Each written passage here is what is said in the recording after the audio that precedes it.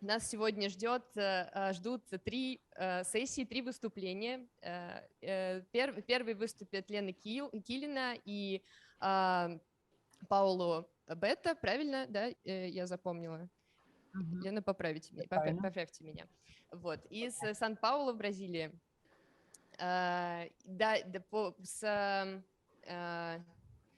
Название длинное, чтобы его не перевирать, вот передам Елене слово, и она его озвучит. Да, после этого Кевин и Кенни Ху с нами поделятся записью, которая называется Sentient Alaska, чувствующая Аляска. И в завершении вечера Юлия Матуни покажет фильм, на котором запечатлены уличные беспорядки во время чемпионата Европы по футболу. Как он там называется, я не помню. В общем, я небольшой футбольный фанат, в отличие от некоторых. И это все у нас удовольствие продлится почти 2 часа. Я призываю всех внимательно слушать устройства, с которых воспроизводится звук, какими бы эти устройства совершенными или несовершенными ни были, и, конечно, пытаться услышать друг друга. На этом я передаю слово Елене, и мы начинаем. All right. Good afternoon, Moscow, and in Brazil here is still afternoon. So I would like to start my presentation, and I will share screen, how Vasilisa taught me. Right.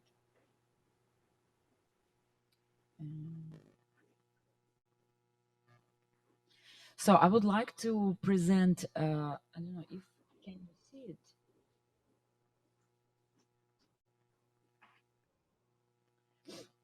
So I would like to present part of my doctorate research, which I was almost finished in São Paulo, and it's dedicated to Shanghai and São Paulo, and it will be today will be 2 parts. First, I will tell you as quick as possible to not take so much time about the core of the research, and then we'll show you the, let's say, artistic practice where I use sound and field recording for these 2 cases.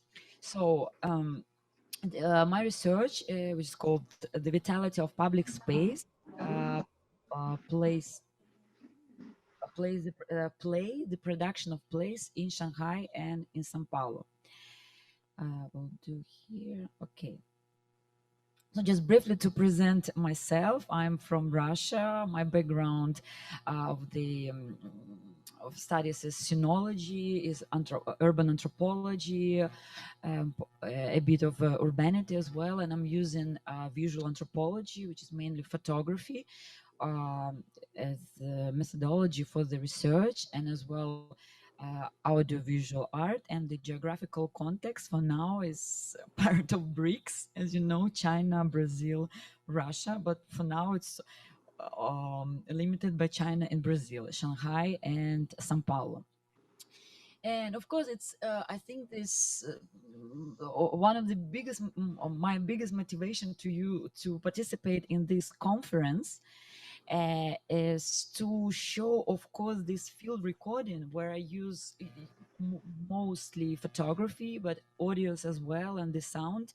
But in order to understand it, I would like how to use this methodology, because in my case the sound and visuals is more method, how we can as the data you collect in the field. But to build the urban anthropology research, I think important to see these things, who we are, to use interdisciplinary approach. For my research, I use the idea of space and play and place, which I will talk about it later, how we transform the landscapes, also in the theoretical ways of phenomenology, its affordances, and maybe metaphysical understanding as how we reflect and see the world, how is important the community values, because whenever you talk about anthropology and the space, we talk about community. And urban play, which I will also explain a bit later, where I use it as engagement and relationship between space and people. So in overall, this research intends through the visual analysis, through audio and different interdisciplinary methodology used to show how people makes of this space, how these places, how these spaces become places with the different meanings for different people in a different context, right? To reflect the variety forms of the play. So in this research, I would say I would like to show through this both cases of São Paulo and Shanghai, urban play and understanding, value, production of the place, and the voice of the place, which will be demonstrated at the end of the presentation. Then human condition of corresponding to landscape and leisure. So there are two case studies, which is the focus of my research, is Parque Minhocão in São Paulo and Red Town, Shanghai Home Fun in Shanghai. And these both places are quite different because we're dealing with, in São Paulo, it's like ongoing case. It's right now is like really vitality, I would say, right? It's happening now. And Red Town in Shanghai, which was demolished in 2017. So let's say we're already talk about the, in Chinese case, about the memory of the place. So if you see this Minhocão, there's also the photography I did in different field works, which would happen in 2018, 2017 in Shanghai case. That was the last months, I would say, before it was demolished. But let me speak a little bit about the Minhocão. It looks like I will show you shortly the timeline of that place. It is a traffic. Actually, the traffic highway, which was built in 70s, then it started to transform in semi-public place because on Sundays they start to close the traffic and people could use it as a public place, or going for a walk, doing sports, walk with the dogs and etc. And then with the movement of activism of this, it's called association, this association of Minhocão, they started to enter this, no fight, but a big argument about the value of the Minhocão place, because it's interesting situation. São Paulo is one of the biggest city in the world, biggest city in Latin America, but has a big problem is the lack of public space. There are parks, of course, there is culture of the street as well as in almost all Latin American cities. But because of crime, because of lack of urban infrastructure, a lot of spaces, they seem to be like semi-abandoned. Sometimes citizens, they have fear, there is lack of light, for example, at night, or there is no security. There are many reasons of, let's say, having this limit access to the spaces. So Parque Minhocão, which actually the name Parque, which is park, right? I'm pronouncing it in Portuguese. Get that name as a park only in the last 3 years, when they finally made this reform. Saturday and Sunday until now it's closed for the traffic, and people use it as a really a real public place. So during the week, from Monday to Friday, it looks like this. And during of course, we also have right now with the pandemic situation, it's a little bit functioning as well as the all public parks, actually, a bit with a limited time. But we talk before pandemic, let's say, the situation when it got the name, when people already call it park. So it became like this, with a lot of public activities, with these different festivals. People basically, it became as the urban, because Sao Paulo is very like a concrete jungle, as they call it, compared with Rio de Janeiro, for example, where there is nature everywhere. Sao Paulo doesn't have that nature, but there is also that common name, as they call Minhocão, um, as the urban beach. So that the case in São Paulo, which changing actually every month. Okay, before pandemic situation, everything kind of stopped, right? And it was closed, so it was only used as a traffic. But right now, the last 3-4 months, Minhocão also came back to actually the same functioning as any park in São Paulo. As for the Shanghai, in Shanghai, the situation with this urban movement, with the public places, is a bit different than Brazil, because we have different also history of public places in China. Well, let's talk about Shanghai, because it's also a different case. It's a different city in China with a lot of Western context, and actually parks there has a lot of Western tradition, right? Because park was always a value before the Mao in communism period. It was more like an emperor space. Then with the from 1949, when the China became a republic, right? The public space, all usage of parks, of the squares, it became more as a scene, sort of, where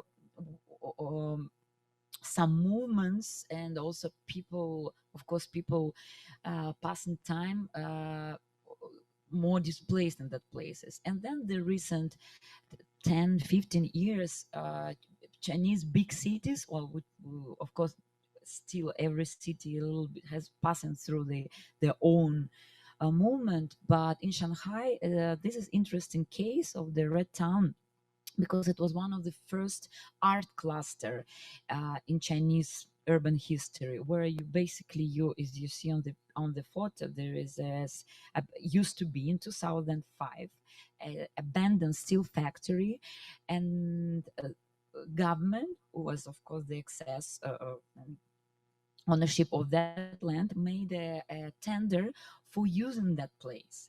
And the company, which is called Shanghai Red Town Cultural Development, got the standard to build the free art design innovation zone with the green zone in front of the steel factory, which became also sculpture exhibition hall, and using more for design exhibition and sculptures. But of course, the idea was to give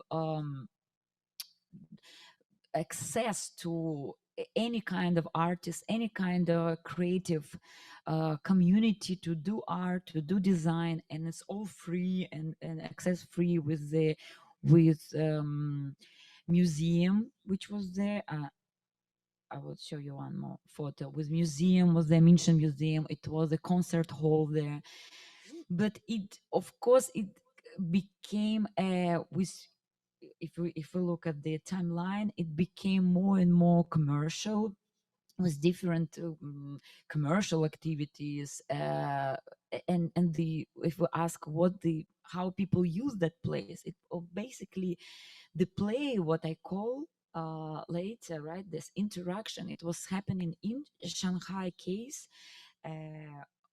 more like for people who work there, or people sometimes the resident, or because it was also surrounded with the residents. And it's actually turned into a park, what it would be in every Chinese city. But when people don't, when Chinese don't know that you can use it as the park, it won't become a like a fully park. It will be in this city. So for me, these two cases, very interesting idea of space and place, where space is more described as a location, but not a physical, where no refers more something to abstract and substantial, and place which happening when this space is there. So it's like a contrary as a location, can be described also as the something what created by human experience. And the play, or as I call the state of play, is the idea of actually anthropology of the place, the use of public place built for activities other than those for which the space was designed, especially for interaction, communication, and leisure.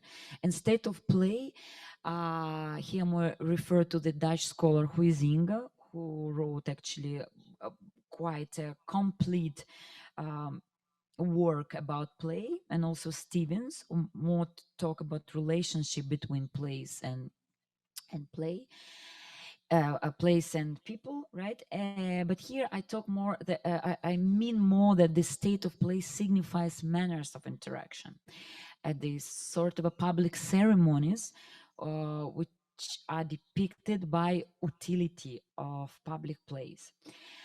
Here also a bit briefly to say that to compare Shanghai and São Paulo is very important theoretically for my research, to use this concept of affordances, which comes from actually more computer science, system knowledge, and recent years they use in design. Also, I'm a bit influenced by that idea, because one of my field work in Shanghai was in Tunzi University of Design School, where they talk a lot actually right now, of course in Chinese cases, how to bring the social and human sense in design. So affordances in that case shows what is the context of what's happening of the public places, what the environment, because place is an affordances. Affordances is a potential, and people exist there, people enact them. And the question is that some places afford play. I think in my case is more Minhocão, because of this transformation from a highway to a public place, and having right now this double functioning. And Red Town, which has this history of 12 years from 2005 until 2017, and the history was that 12 years, and the play was, from my point of view, was not completely realized. Then I'm using visual anthropology. As I said, the photography became data for my research for both cases, and what I'm trying also to do in this thesis to analyze the anthropology and to analyze actually what people do from this visual approach. And the participant observation through the, as you see, through the photos, is there a place and play happening, or there's only few places which can afford play? And the question would be, what happened to both places in Shanghai and in São Paulo? What people do there? And in that sense, sound, so photography, as I see, of course, also I have to say that visual anthropology, if we, which I think very important in field recordings, because visual anthropology more connects to a video. That's why I called it photographic anthropology. I don't know if it's correct, because I'm using more images in that sense, and the image, which is medium as well between object and the whole context, and helps actually a lot to have some interpretation, to have some analysis of the places.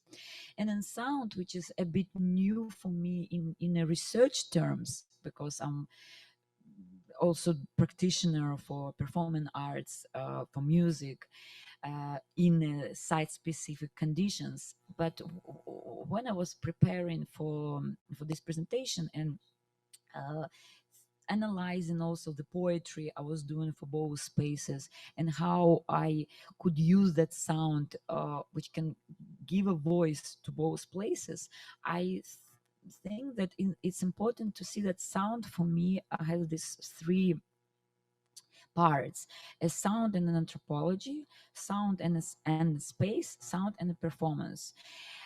Because one of those scholars, also Schulze, Labelle, they were saying that any time you are talking, well, by any perspective you are analyzing your field work, your recordings in a field work, it can go to all those aspects, either to human factor or to anthropological approach, or it comes to the more stage, then we talk more the performance, what can happen in any other place, right?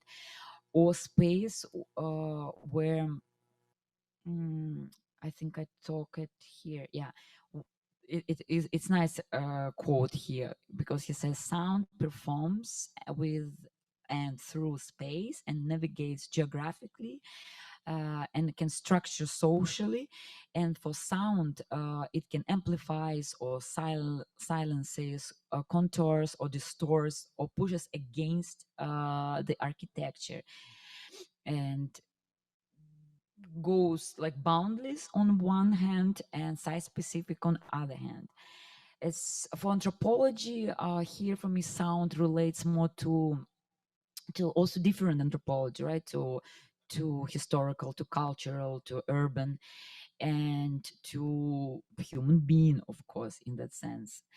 And here I was just showing, maybe you can listen it later, and I'm gonna use a bit of that poetry I did in Portuguese related to Parque Minhocão case with the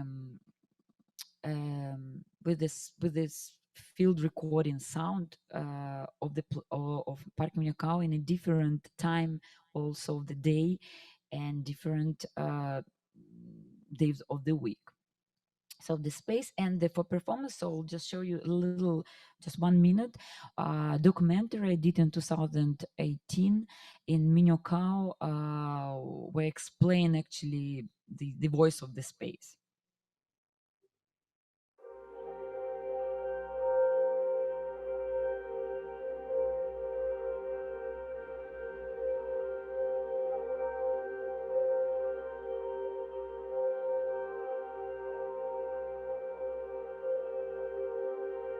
Minhocão was highway for a long time, right? And what's going on right now, last 10 years, what, let's say, São Paulo residents face as well, is a new experience in a way.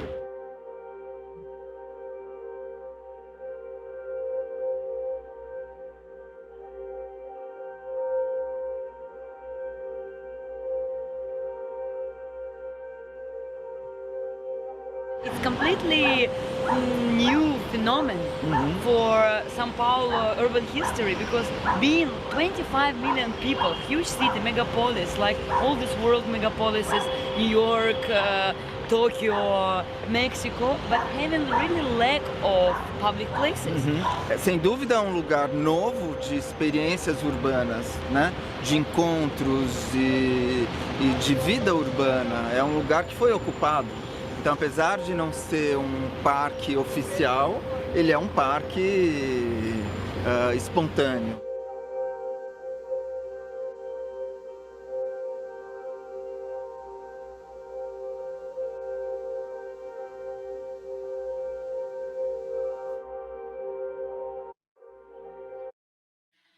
And now I will, so that was São Paulo, and here is this last day before Red Town in Shanghai was demolished. We use audio center performance there in the sculpture exhibition hall. Just also 30 seconds, maybe I'll show you. Мои длинные волосы, я понять не могу, куда все подевались, грань призмы касательно поверхности конуса, грань призмы касательно поверхности конуса, сквозь окно наблюдаю круглавого зайца на полу летают, шаром мои длинные волосы. And then when it was, so in 2017 in Shanghai, that red town was demolished, and actually they opened the analog of the place in Wuhan in 2019, where presented the photos of demolished red town in Shanghai on the metal to also show and audios as well, some sound recordings for that place.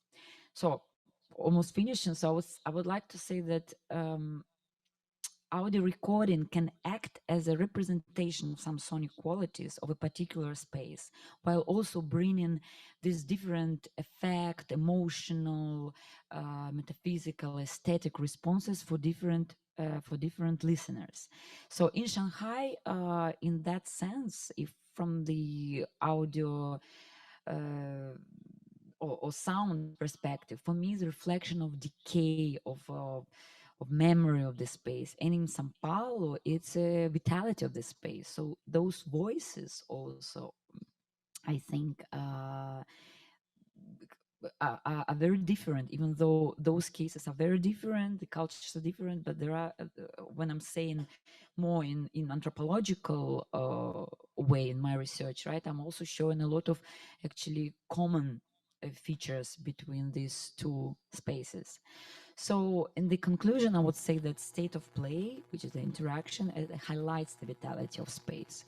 Public places are, of course, represent the memory, but they are also physical evidence of city evolution and the sites of people past. And it needs to be, a public space needs to be readable as a public in order to succeed. These two cases, Parque Minhocão, which started as a highway, and Red Town was as a new art design and innovation cluster, had made with the different initial conditions and intentions. And however, its utility of these places, as I say, the play, as showing significance of the urban emergence in São Paulo and in Shanghai, and using a different interdisciplinary methodology like a video, audio, in a field work, in a qualitative research, also contributes, I think it's arguable, of course, a debate about the correlation between object and method in empirical studies. Thank you. And now, just shortly, we'll show you some sound which I recorded in Shanghai with the poetry, so it will be together with voice. And in São Paulo, which recorded actually also in a different time, and also we'll say in Mandarin and in Portuguese.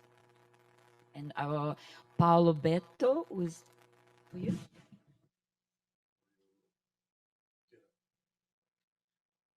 Sim. Okay. Stop sharing, and I'm sharing a different thing now here to hear the sound. Mm-hmm.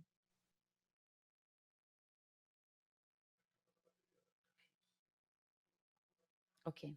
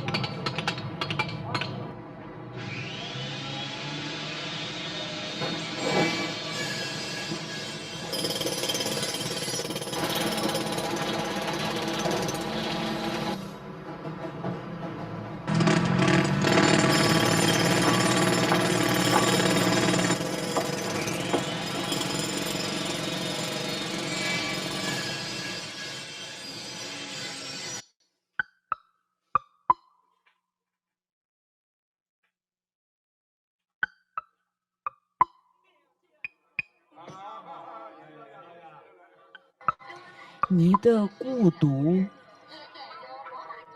我也想去感觉，分享你熟练的把悲伤装进日常垃圾袋子里那样，但我可以吗？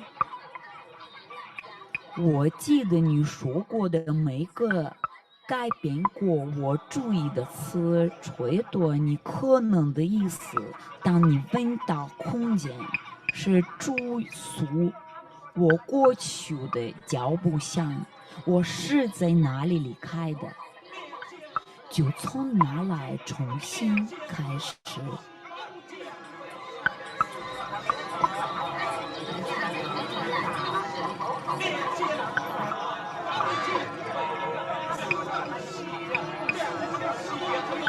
你需要多少空间来容纳我？当你的心让你感到不安而沉浮时，你会去哪呢？就山上的一个房子里，就机场航站楼或火车站，就空荡荡的街道或拥挤的城市，还是不明的公园？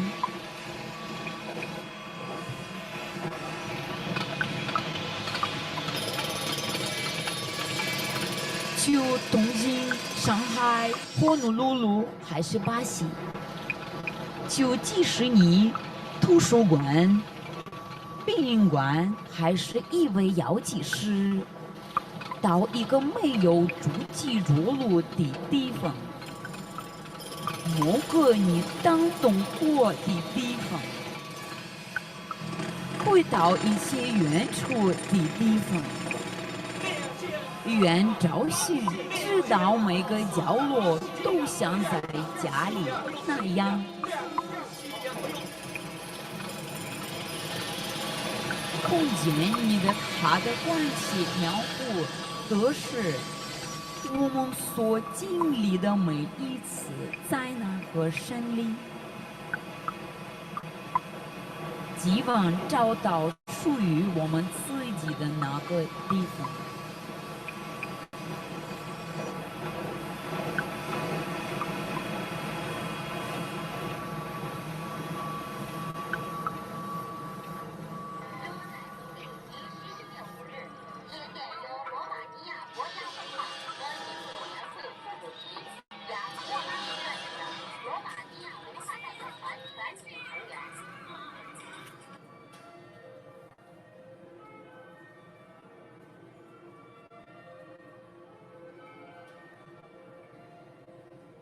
Okay, now we're moving to São Paulo.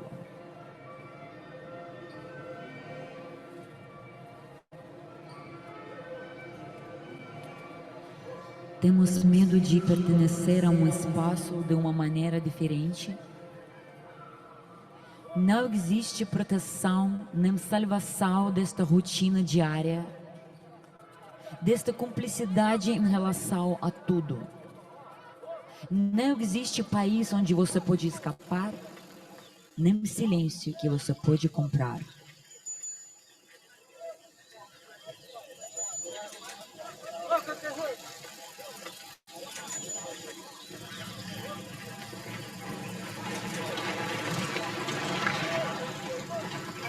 O organismo do espaço, um envelope bioenergético, sustentado por rendas arquitetônicas acidentais, de sucos materiais em intervalos irregulares, locais, pontos de ebulição, para os desfiles cívicos, sociais, psíquicos da necessidade inconsciente. Assim, ruínas de qualidade, lixo resgatado, interlúdios palpáveis, recintos, suficientemente momentâneos para fornecer um proscênio para o oceano. Quando alguém desaparecer, um vácuo não cai, mas sim. Um objeto ergue-se, nenhuma informação é perdida. No espaço, impressões, partículas retiradas de uma impressão, operado do esquecimento do mar de Deus, separado para fora novamente para pinotear sobre a estrada, separado a parte de trás de um buraco negro.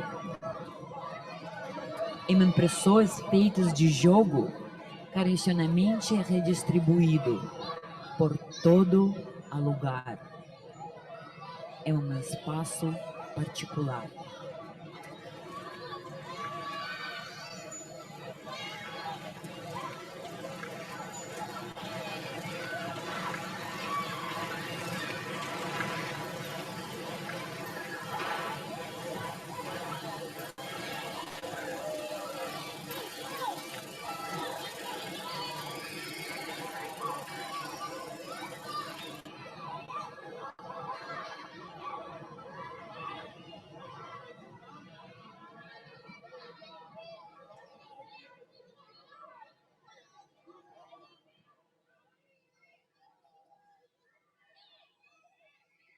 Thank you. Спасибо.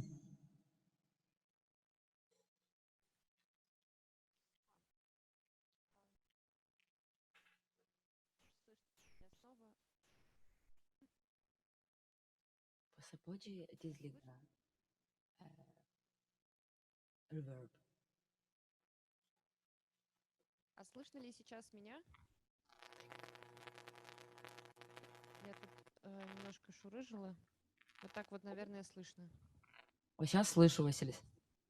Хорошо. Спасибо большое. У Кенни есть вопрос.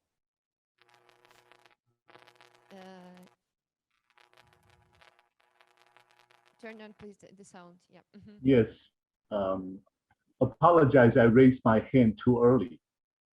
Elena, fantastic talk. Thank you so much. You know, as an architect for 30 some years, particularly when I start hearing, even though I'm not Chinese, I was born and raised in Taiwan, but I always feel that because you use Chairman Mao to quote, right? Because my parents came from Mao's province. I myself, I always think architecture, we are in the business that we are building a city for profit, not for people. So more and more, I'm kind of leaning to the left. In order to lean to the left, we need people like you and a lot of our Russian friends, right? Because I'm trying to study something that we can solve the architectural problem. Because the city becoming a place not very secure, and there's no spirit in the city. So I'm just wondering, I don't know, I mean, I want to get to my question part. So sometimes if I'm walking in the city, I like to go to a temple, right? I like to go to some places with more spiritual in a sense, right? But it's so difficult. But the places you brought us into is that, I mean, you know, particularly after COVID-19, I started thinking about that. How about if we can live on a planet without people? So there will be no construction noise, right? Will be not the sound that you're sharing, but you know, a place nicer and quieter, because in a way that we try to avoid sound, in a sense. I'm trying to say that actually noise is not sound, but the thing is that but where can we find that kind of space in the city? Because it's you know, now people need to, well, choose to live in a suburb, for example, in America, rather than like to live in the city. But city is a wonderful place that we need to get a chance to embrace it more. So my question is, I know what the other day, Vasilisa brought us two sound guru, Theodore Levin and Stephen Field. Stephen Field particularly, you know, there was a performance or talk he gave called Hearing Heat. For my brief memory when I traveled to Shanghai. That was way back, 10, 15 years ago. In the summertime, it's so hot. Everybody wants to stay outside. I would say similar case in Brazil, in São Paulo, right? People will go out. So on the flip side, later on, me and Kevin, we're going to share with you. I kind of start thinking about how can we hear cold rather than hearing heat. So what's the temperature? I mean, if we start talking about the temperature, daily temperature or seasonal temperature, how does that get into your creative thinking, either visually or acoustically? That's my question. Thank you, Elena. Fudan and Tongji University, the best architecture school in the world. I got my professor from MIT. He was a professor there. So maybe we should collaborate one way or the other. Sorry about the question plus the statement. Thank you. Wow, thank you very much, Kenny, for your observation and comments. And I would love to go to Taiwan. Never been still.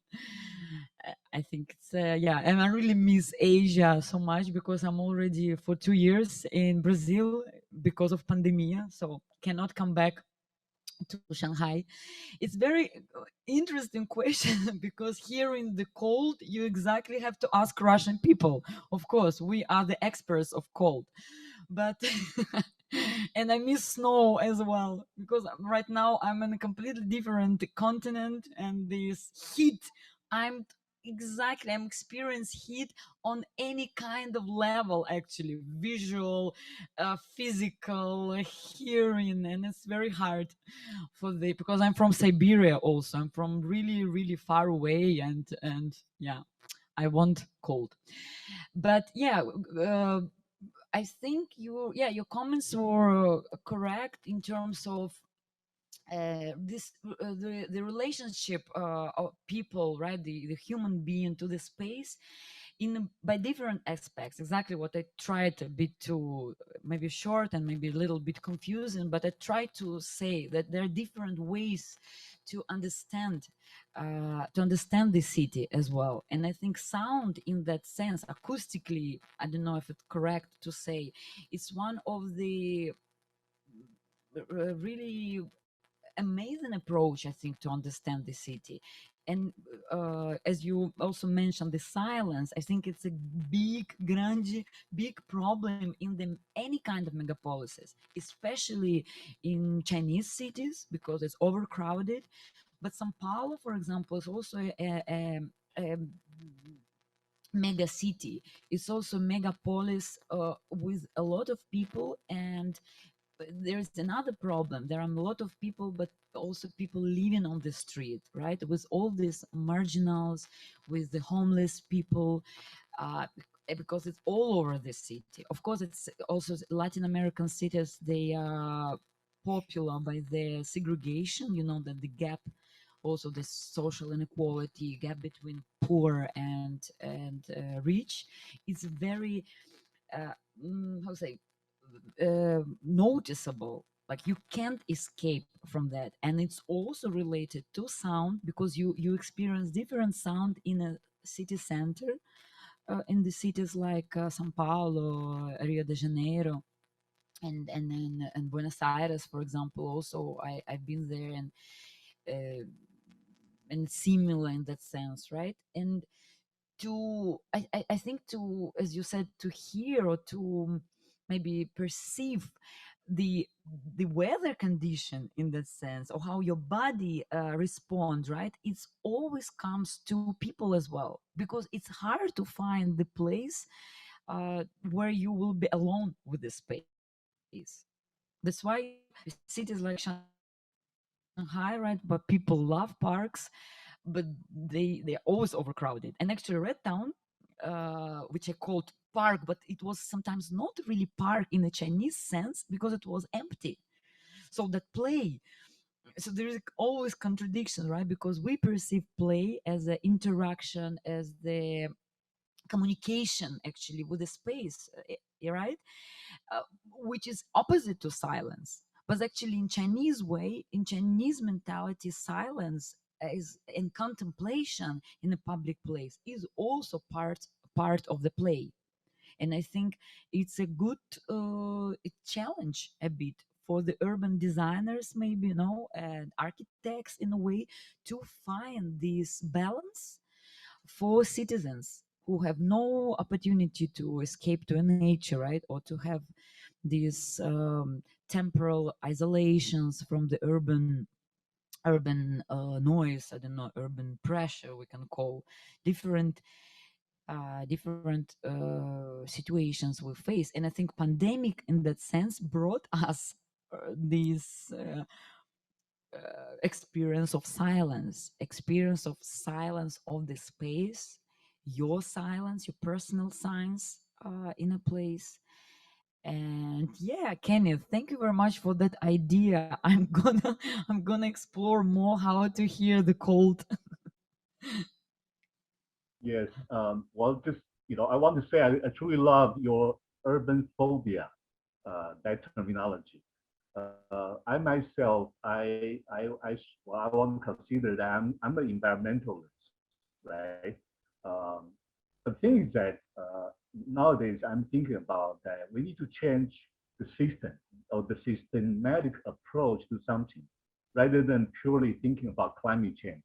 But the temperature, see, I mean, we're human beings. We have to live in a certain type of weather to be able to survive. But COVID-19 is give us an opportunity to make sure that either you survive or you're going to disappear. Thank you. Thank you very much. Yeah, thanks. Unfortunately, we have another question from Mariana, and it's very tempting to go to for this question. But yeah, I need to remind you that we don't have all the time in the world, and we need to move forward. But Mariana, probably if your question is short, then we can ask for a short answer as well. Okay, can you hear me? Yes. Hello, Mariana. Hi, Lena. Hi, so nice to see you, and thank you for the presentation. Спасибо. Yeah, actually, that's. I had two questions, but one of the questions you already answered partially, I guess. So yes, I'll be quick, and I try to be as short as possible. It was really curious to actually, while listening to your presentation and observing everything that you were talking about. I thought actually about the sound in terms of this cultural differences, right? Like how the anthropology can speak through sound and the soundscape. And of course, in urban spaces around the world, it seems that probably certain problems are universal. But yeah, knowing Chinese culture, knowing Asian problems of the mega cities of Asia in general, due to the density of population, first of all, you actually attribute different meaning to the space, and it is obvious sonically how the space become place in this kind of environment. And I mean, and even in like China, big cities, Shanghai and Beijing, this kind of known places, right? What like Marc Auger, what he calls this transition or known places. They're usually quite loud still, and yeah, sometimes you're trying to to find sonically different environment to be able to attribute the meaning to this space, which was kind of obvious in this case that you just described. And yeah, so maybe I will ask it a little differently. In case of Hongfang, right, the red town, like what was the official reason for the demolition of this place? Because as I imagine, initially the urban planning wanted to attribute a new function to the kind of abandoned factory, right? And it seemed that it succeeded, but finally the place was still demolished. And so is this because of really, I don't know if you were able to actually to record the sound, because it wasn't clear from your presentation, like if the soundscape from Shanghai was before that it was demolished or during the process of actually demolishing the place. But anyway, like, was it sonically obvious that the place was not really fulfilling its function in terms as it was probably planned, or maybe it is just because, you know, in China, some city planning sometimes has no reason, you know. It may be successful, but then the city planning decides something else, and then and there is no why, right? So, like, what was the case? Maybe I'm far. Thank you very much, Marina. First of all, I will be fast. Yeah. I promise. No, thank you very much, Mariana, because it's Mariana is joining my friend. I invited her for this session. She joined from Kyiv, so hello, Kyiv. And yeah, good question. Actually, sorry that it was not actually quite clear, maybe because I was very fast in the presentation. But yeah, the sound, which was showing from this field recording in Chinese case, it was the last days, but actually the last month before it was demolished, because I didn't know that I would use sound during my research, so I actually didn't think like that's a bit of I think failure as a researcher in that sense. I didn't record anything while it was alive, because they made a decision in the April 2017 to demolish it, and June that I showed you the little piece of that performance I did. It was June I think 10th or 12th of 2017, and in 2 days it was gone. Like, I mean, this sculpture hall is still there, the abandoned factory, right? But it became now, I think, not as the art cluster, and this green zone, which was more focus for my research, is now there is a shopping mall there. But the reason of demolishing actually quite sacramental, because it was for their mind. And their mind is who? There were 3 actors: is the government, is the businessman who had ownership for piece of land of this red town, and as I mentioned in my presentation, that red town cultural development company who got tender just to build the design area. No, that 3 ones, but for them it was like a business project. Yeah, it started as a very open-minded, accessible for artists, and I think also according to interviews I got, nobody I was asking a direct question, but you know, in China you can't do this. They won't reply to you, of course, directly, because there are a lot of actors involved, right? And I think it was, yeah, the reason as I got, it was quite prosaic. They said, well, the life of that place was 12 years. It's good, we got some development, but we have to move on, because there was a much more need for the city to have this business center or shopping mall there. So it's finished.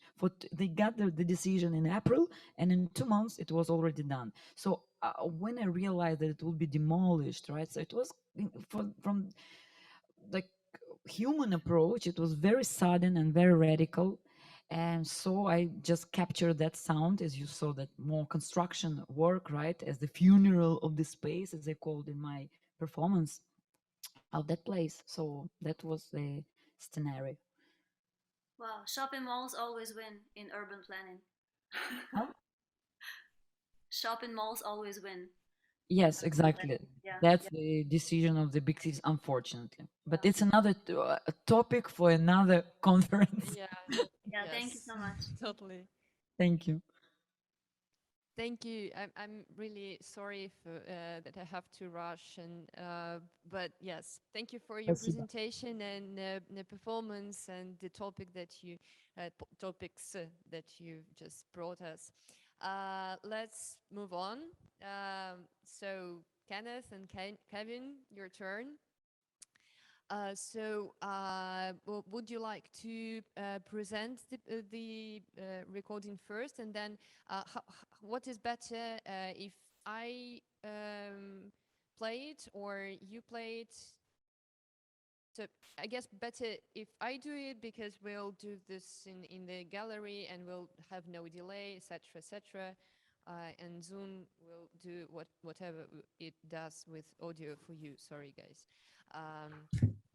Okay, so I have, yeah. yeah, and I have some photos I can share along the way if that's okay. So Cool. Yeah. Okay. I'll share screen. Great, thank you. So, would you like to say some words before we listen to the recordings, or first we listen and then we talk? Yeah, we can say a few things. Too much. You talk too much. No problem. Well, thank you so much. Yeah. Well, we're both in different places, as you can tell. So thank you so much for having us join today in this conference. And it's really exciting. We're actually in two different places. So my name is Kevin, and I'm based here in Alaska, Fairbanks, Alaska. And Kenny, you want to introduce yourself real quick? Go ahead, introduce me.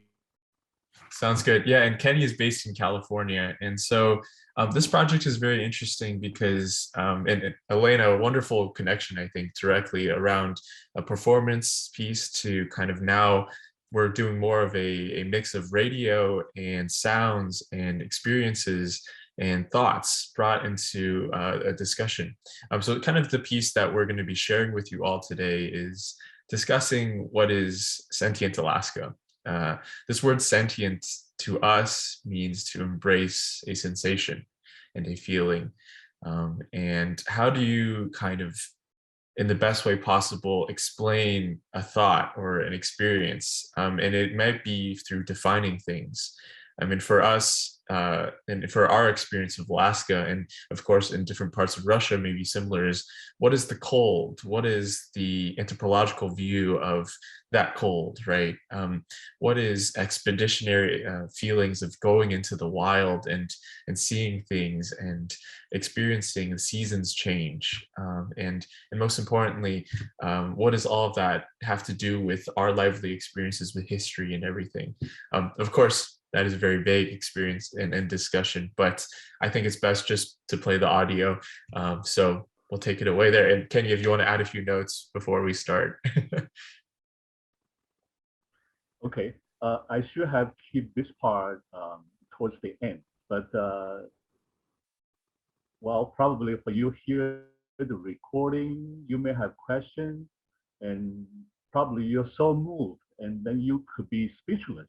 So at that time, I will be kind of late to appreciate Vasilisa first. I mean, give us opportunity. But I have to say this to our friend here, Victoria Firma, from our friend from Tuva. That kind of inspired us to look into the possibility of thinking more about sound. I mean, the visual art is something that I embrace. But when Kevin left Silicon Valley from California, go all the way to Alaska, I asked him to open up his senses, like listen and feel and touch and embrace. And he has a lot of mentors that in the School of Political Science and Anthropology. So for juggling between, you have to find a link. So mainly today's recording is some of his creation. Then later on we can talk about it. I mean, so he kind of started doing sports, radio sports, in the football and the basketball. That's what he liked as an American kid. Even though I'm from Taiwan, the Chinese, Asian American, but something that very American, the sports radio. That's where he was coming from. But I say, hey, Kevin, you got to listen to birds sometimes. You have to listen to everything. Bear with me. Thank you for the opportunity, Vasilisa, again. Thank you, Victoria.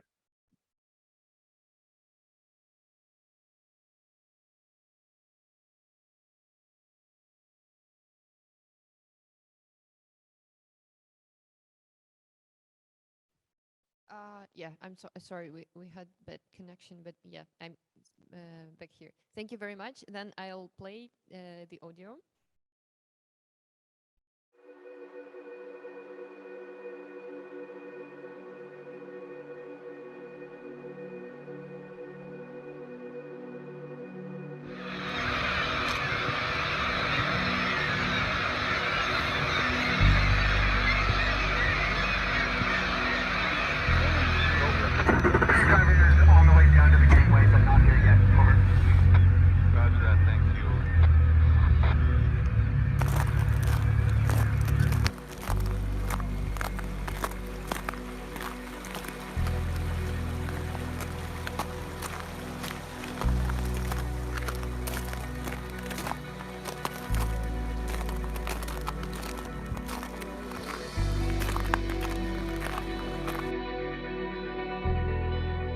am an undergrad student. A professor. So I'm the curator of the oral history collection at UAF. Archaeology professor. A senior here at UAF in anthropology. Linguistic anthropologist. I am a cultural anthropology student. A freshman up at UAF. Curator of archaeology.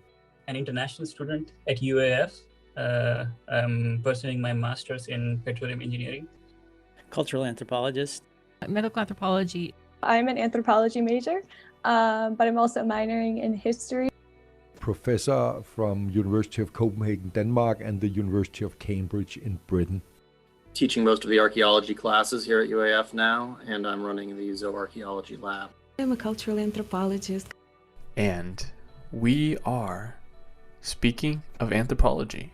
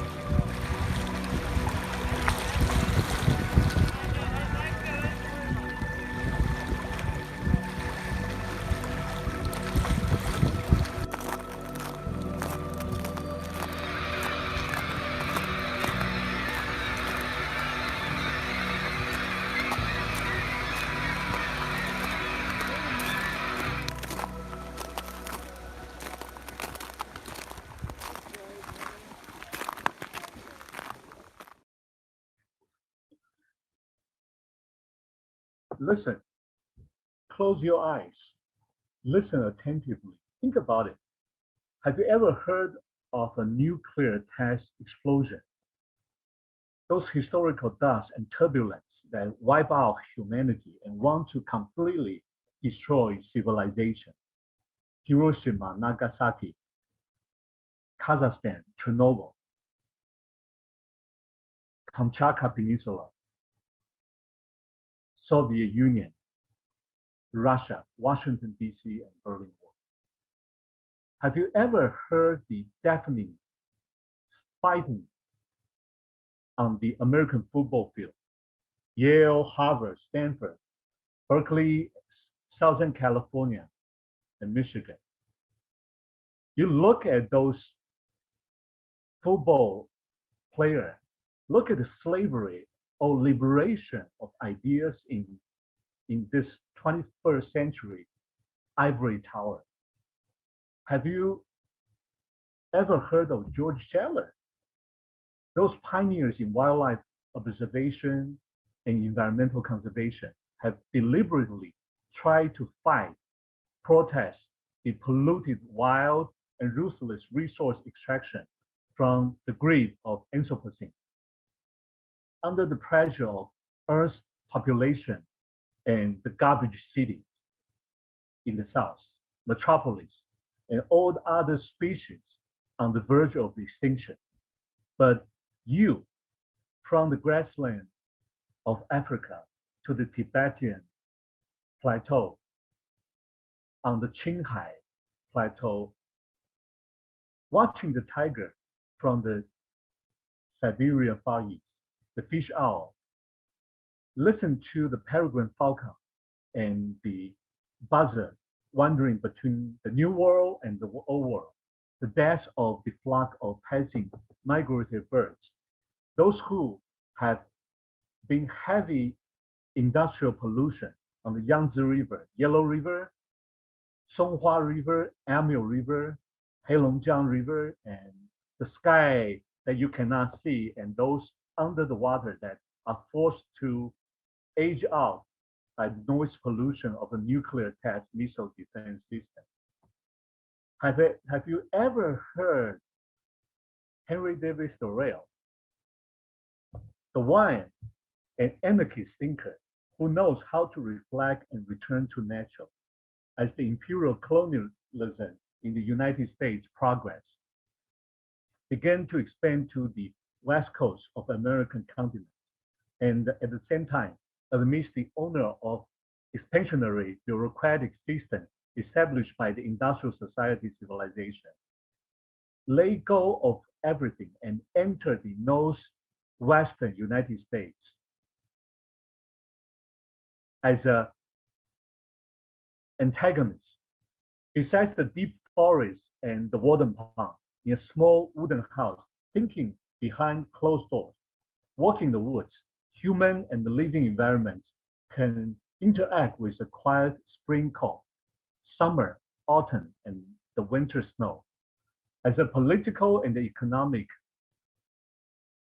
writer, to listen to the Rocky Mountain and the Appalachian Mountain, the buffalo jump, American bison on the American grassland, stampede, and the slaughter of the Native American, crying to the heavens and the earth, crying to the ancestors, ghost dance, the European carnival of settler colonialism, the white man with guns out of the regime, catching up with the reality of its extinction, and a distorted past that continued to be fabricated by history between 1492 and 1890, before and after that. Have you ever heard the huge wave on the Bering Strait?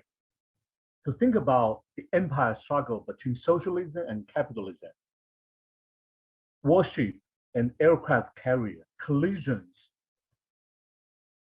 of ice floes, submarine, whaling ship, shaking and abandoned harbor military restricted areas, secret towns, right and bowhead whales, dolphins, sea otters, and walrus.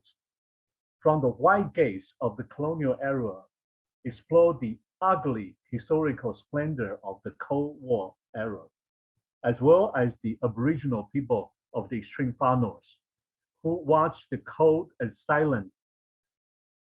a silent witness of in the midst of ice and snow, in hunger and the cold, being trampled and killed by history and authoritarian oppressions and extermination.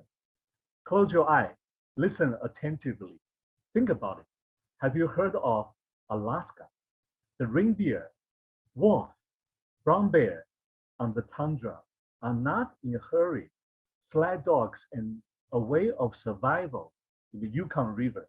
The school of fish, salmon that go upstream after looking for migratory of tens of thousands of kilometers, the desire to return to the place of birth. What is the relationship of nation state and what is the connection of the indigenous people of the land?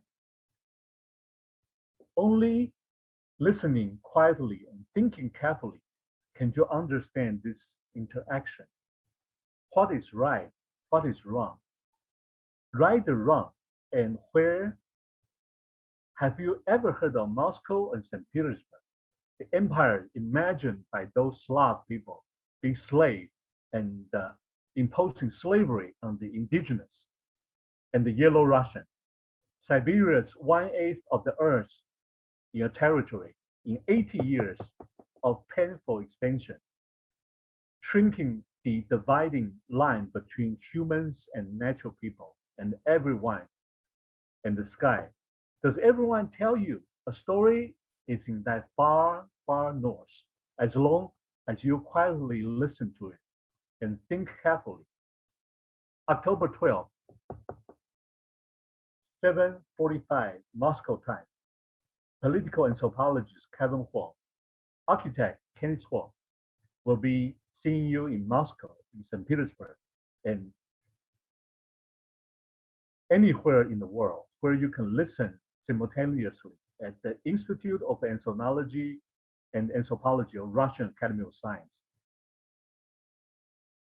Listen to an Alaska that open up your consciousness, find a bigger earth.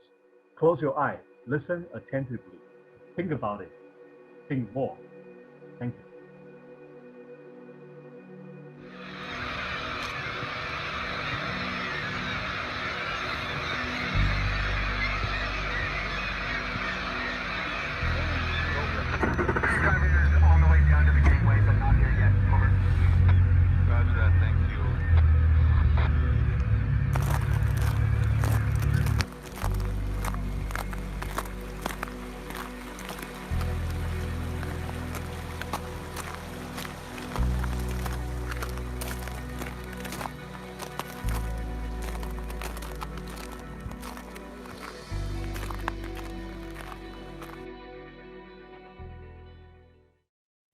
typically, a song is about what the singer is seeing and feeling and hearing.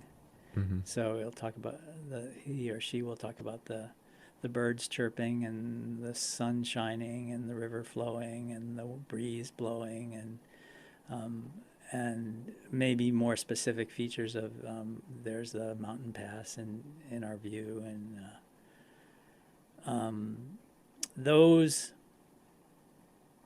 kinds of images are the most common in the Hodula tradition, and it's what the linguist from UC Santa Barbara, Wallace Chafe, talks about as immediate consciousness, where the consciousness is an expression of what you're experiencing immediately. Mm-hmm.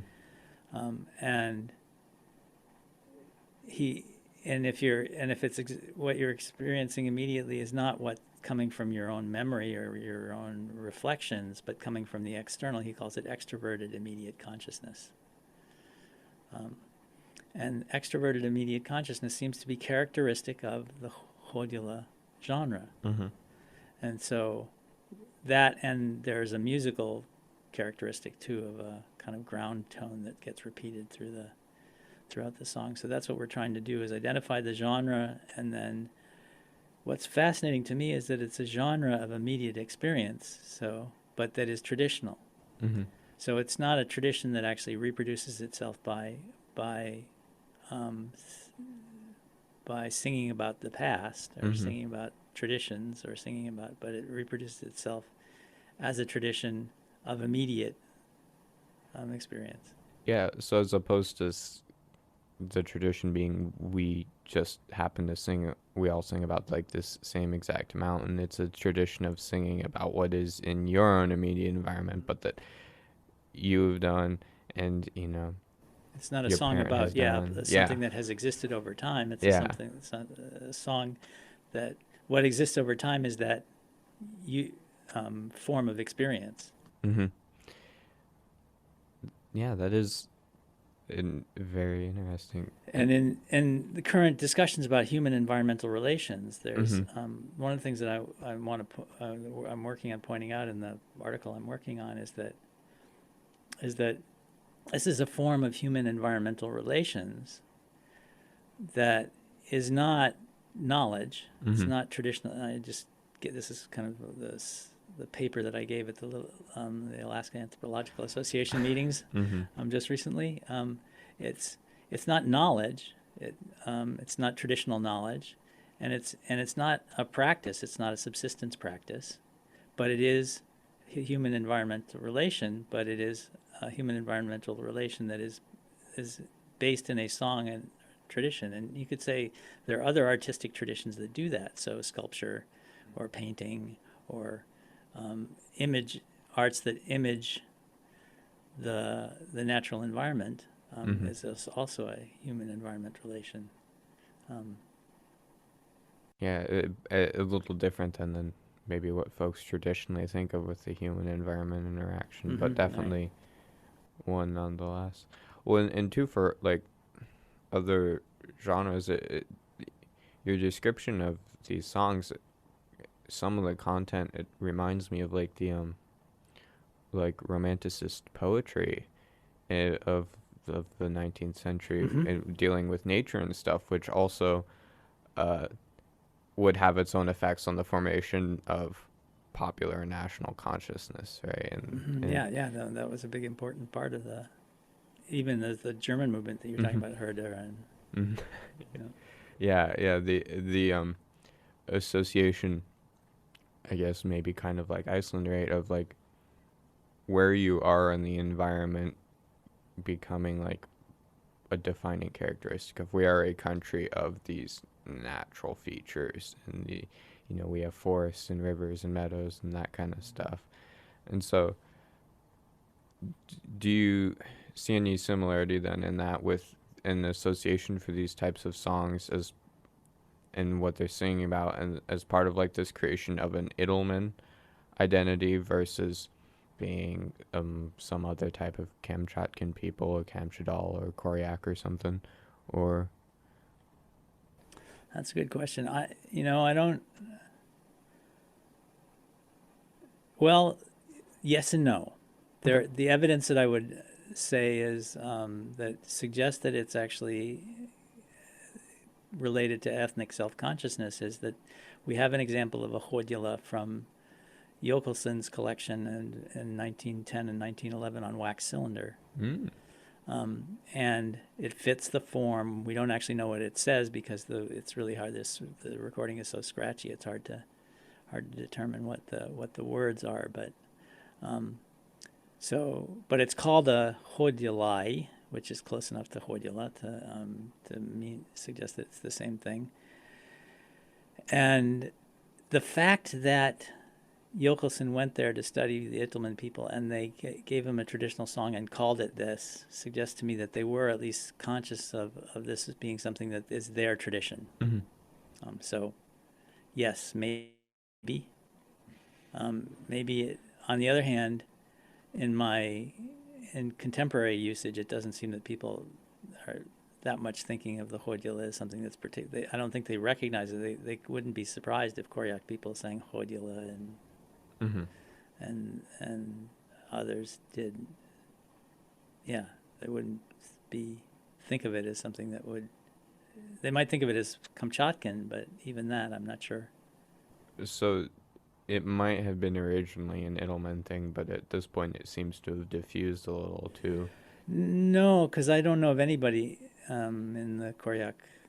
I haven't seen any Koryak songs that seem to fit the model, but nobody thinks of it as. Okay.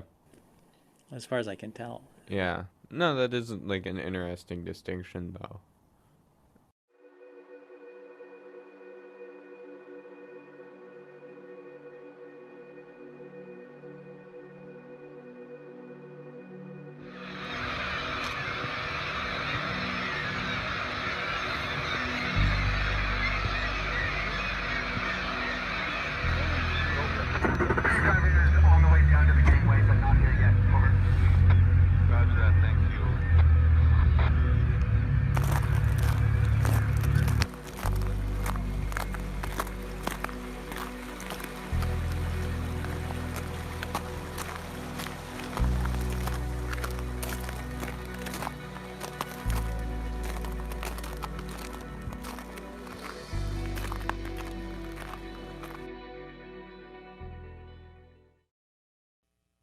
You know, for those hopeful to be anthropologists, or for you, what tips do you have for anthropologists up and coming perspective? You know, I think it starts off with a very simple idea of not feeling first and thinking first. I'm going to take this from John Trudell again one more time. Is he says responsible thinking. It's our responsibility to think as intelligently, as coherently as we can. It's our responsibility to make sure we continue that, because our speech means nothing if we don't think about it first. For all the training anthropologists, the young anthropologists, people that just want to learn about culture in general, really take a step back and look at how you're framed in the rest of the world, with the world around you. How you change the perspective of someone, or someone changes the perspective of you in relative position to where you are and where they are. And maybe try shaking hands and giving your name first before talking about what you believe or what you think or what you feel. That's probably, yeah. This is the final question, Dr. Milosov, and we thank you for coming in today. Sure. We ask all our guests, how do they define anthropology? Because for a lot of people out there, they don't fully know what that definition is.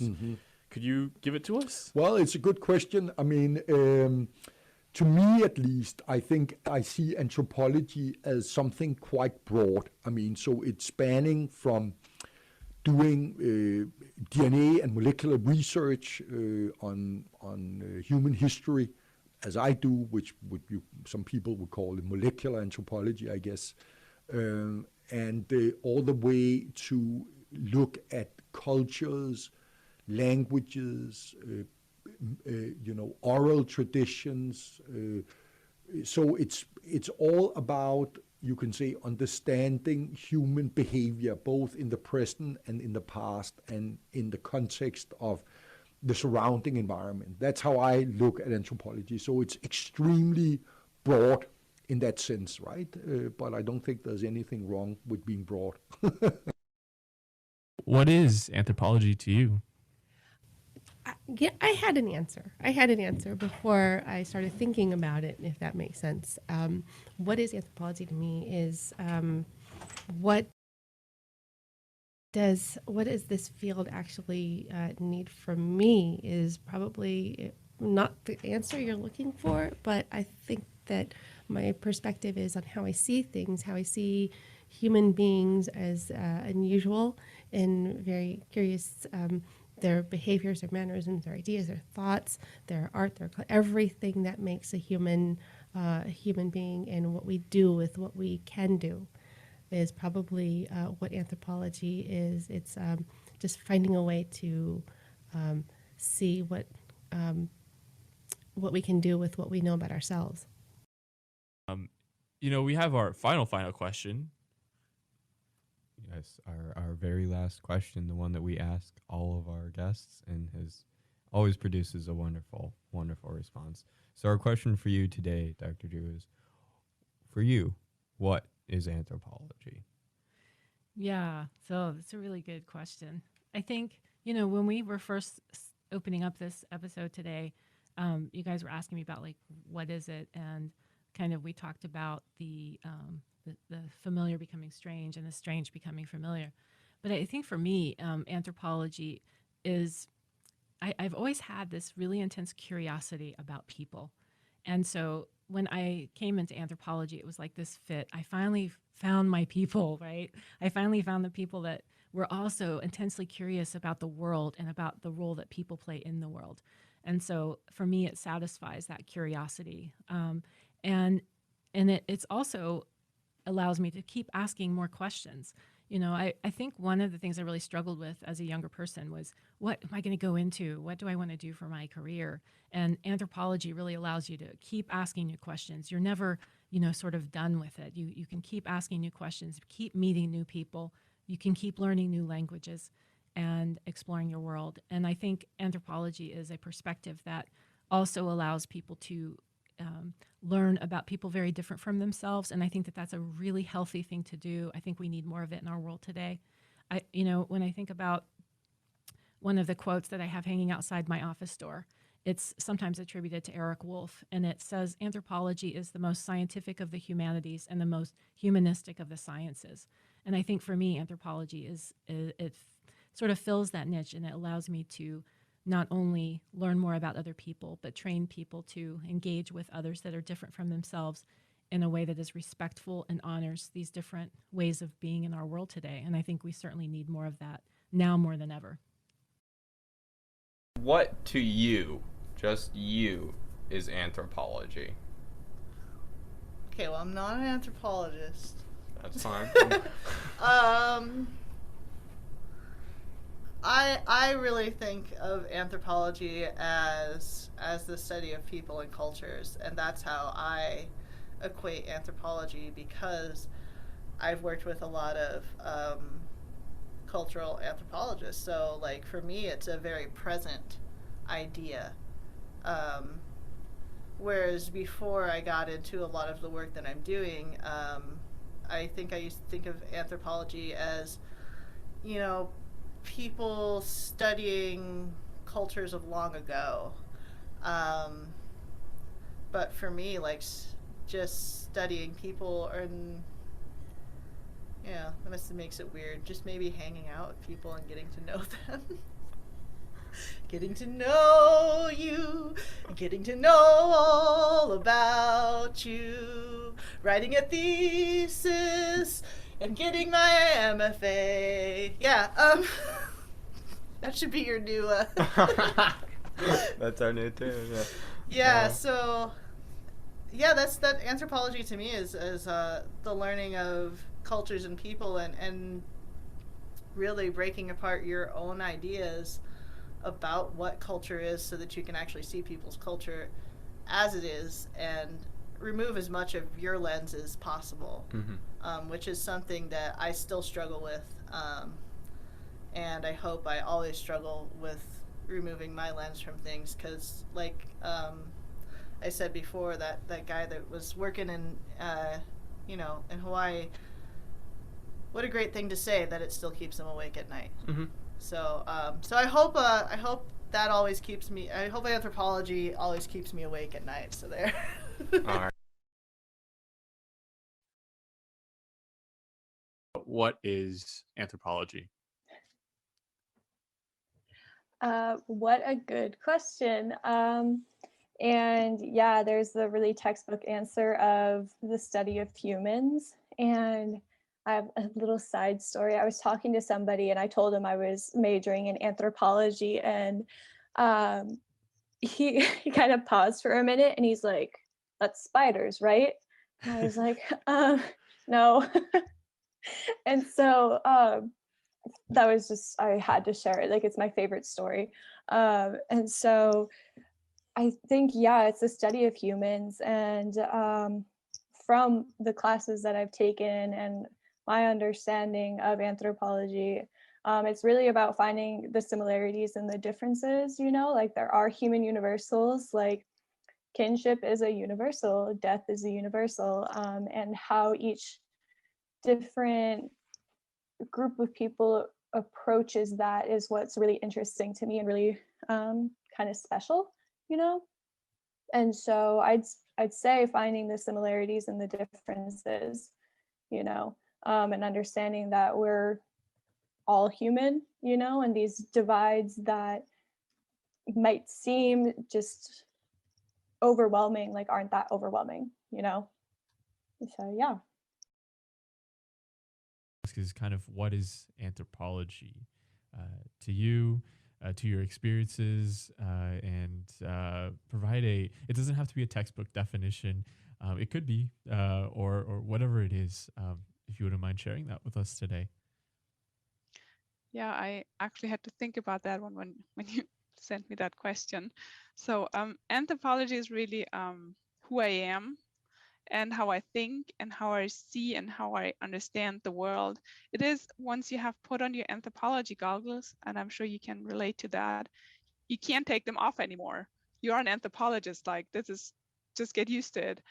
And the more you know, the more you're going to see. And so this is obviously an endless and a very exciting endeavor. It really helps you to understand the world around you. And I think that today this is highly relevant, that we understand current social movements through the lens of anthropology, because in anthropology, we have all the tools to study cultures, relationships of power, cultural expressions as they evolve and as they clash, and we can share our insights and understandings about the world and with the world. So we have the means to contribute a lot, and it's not a surprise to me that anthropologists oftentimes end up being advocates for the people they work with. Once you see and understand, you can't step back anymore. The world would be much better off, that's what I think, if we had more people with anthropological training. So that's for sure. And I want to refer to a quote by Elaine Drew from Anthropology, who was on the program earlier. And she said, like, when you teach the introductory course, about 100, ANT, what is it, ANT? And 100X, yeah, the introductory, which has as a theme, what makes us human. And it really helps when people discover what anthropology is and how different ways of seeing the world, of understanding the world, how eye-opening that is. And I think that is really what anthropology can contribute to the world and to making it a better place. So it makes us all understand more and really grow us personally and what makes us human. Yeah, it makes us more human. So I think that's why it's essential that we keep doing anthropology. Speaking of anthropology, is a show that Dylan and I created since September of 2019, I believe, Dylan. And I want to thank everyone, all of our listeners on both KSUA 91.5 as well as on our website for tuning in. Believe it or not, this is our 50th show, 50. I repeat, 50, which is really incredible, and we can't be more gracious and thankful. Thankful to the anthropology department here at the University of Alaska Fairbanks, the faculty, the staff, the students, and everyone who's been able to join our show. We look forward to 50 more episodes of Speaking of Anthropology.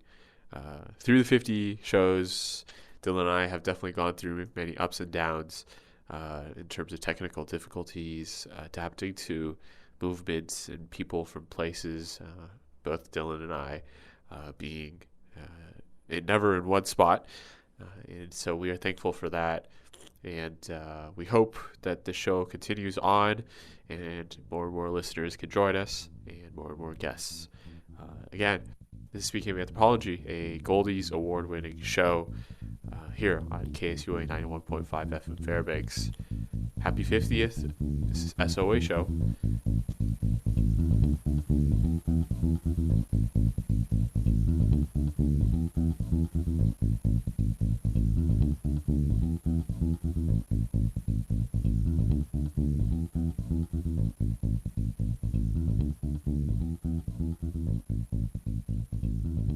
We want to thank everyone for listening to our extended podcast, essentially. But it's what's beautiful, I think, about it, and we'll open up to questions and, of course, move on to the next presentation. But I don't know if Kenny have any other notes, but my last note to everyone is it's kind of interesting to listen and hear in summation, collection, what Alaskans think about what anthropology is. Of course, in this sense, it's a specific field, it's a specific question, but I think it brings together what the Alaskan spirit, the experience of what it means to be in this world and in this beautiful field that we all are a part of. And it's also great, I think, to just connect all the dots of what all these dots are. And so thank you so much for having us. Kenny, if you have any final thoughts as well. Well, you all know that I'm Kevin's partner in crime, but I'm also his father. So a lot of sense that I rely on whoever he can find in Alaska to guide him into doing something so profound, which is listening, right? And understanding and feeling. So like I said, I'm very much a listener, and this is Kevin's show. The thing is that now I'm encouraging him to not only stay in Alaska, but listening across Bering Strait, go to Kamchatka,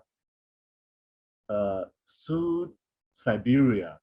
Maybe he can one day reach not through the Northwest Passage, maybe arriving in Vladivostok, okay, and take the train going to Moscow and Petersburg, and get a chance to learn and listen to all of you.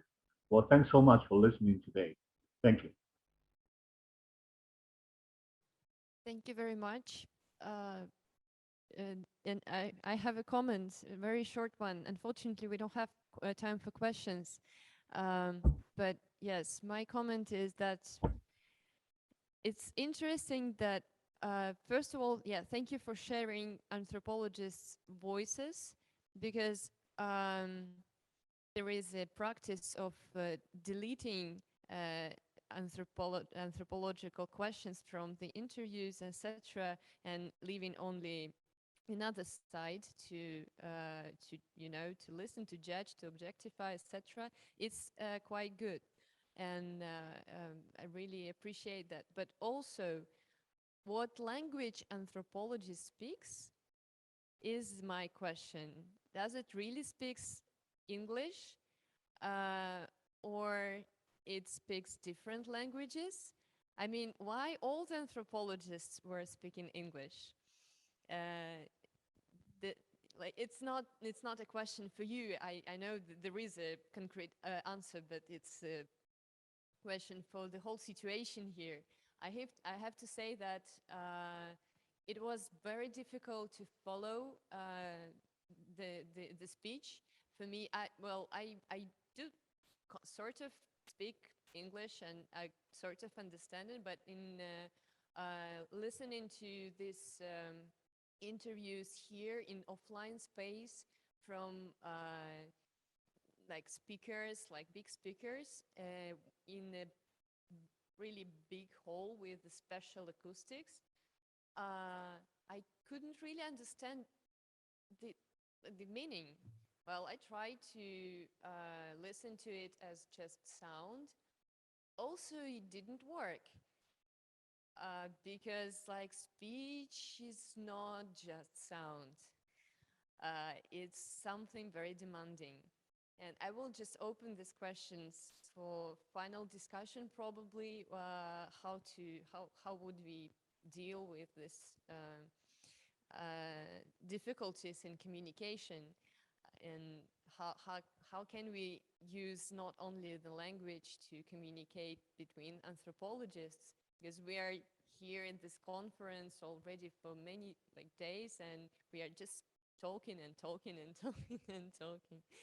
And yeah, I hope that we will find some ways to listen to something more than talking when we are listening to each other, not only to the space when we go like to the field, you know. Yeah, but really thank you very much. It's very valuable.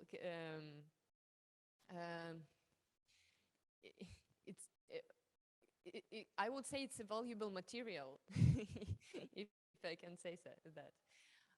Well, allow me to say something, Vasilisa. Yeah. Yeah. Thank you so much, not only for the opportunity, but that very important comments right there, you know, touch my heart. English is not my first language. I've been in the United States for 35 years. And while English may be Kevin's first language, but something I learned by reading very famous, I think probably you know him, Professor Dmitry Funk from Moscow State University. He wrote an article saying that the lingua franca of anthropology, well, he said that it's English. And the thing is that I asked Kevin to think otherwise. That's how he was in Heidelberg University last year learning German. But still, that's an imperial language, you know. His best professor, you hear a small portion of his conversation about Intelman from Kamchatka. He learned that language right there. So definitely, yes. I mean, I'm 100% with you. That comment is just, we need to take into the heart, right, Kevin? What do you think? I mean, just very nice. We should stop. We should make all anthropologists shut up. You know, erase their voice completely. Thank you. Thank you. Yes, we now I need to tell, I will switch to Russian now. Sorry. Да, теперь у нас, что у нас сейчас будет происходить? Сейчас мы завершим трансляцию на YouTube. И следующее выступление Юлии Аматуни, или Аматуни, я, к сожалению, не знаю, как лучше ставить ударение, как нужно. Вот, мы будем смотреть вживую, онлайн лайв и офлайн лайв, но в общем в записи это все не будет. Поэтому если хотите досмотреть до конца, то вот оставайтесь с нами. И да, и не будем мы это записывать, потому что видео присутствует сцены, которые лучше не выкладывать в интернет. Вот, насколько я поняла по комментариям автора. Поэтому на сегодня я прощаюсь со всеми, кто нас смотрит в трансляции или будет смотреть, и благодарю вас всех и жду приглашаю смотреть все остальные записи и трансляции, и вот, спасибо. Но всем остальным я советую оставаться с нами. Вот. В конце концов, не так уж и много всего эксклюзивного происходит в последнее время. Итак, Лилия, как у вас там дела?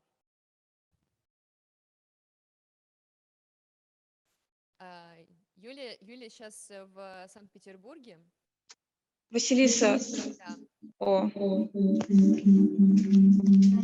вас заводится эхо. Это мы слышим. Коллеги, добрый день. Сейчас, одну секунду. Хорошо. Вот, кажется, теперь есть с одного ноутбука картинка, с другого звук. Скажите, слышно ли, видно ли? Видно вас, картинку пока не видно, ну, в смысле видео, ну, не видно. Василиса, смотри, нам нужно дать право демонстрации экрана Юлии, и мы будем смотреть с ее экрана кино. Хорошо, оно есть у Юлии? Оно у Юлии в ноутбуке, и она будет как участник нашей Zoom-конференции показывать его. Нет, я имею в виду, что у Юлии есть право демонстрировать экран. Все, отлично. Я, Ну, наверное... Если что, у меня оно тоже есть. Ага, загрузилось у нас. Сложно. Да. Юлю слышно, когда она говорит? Да, да.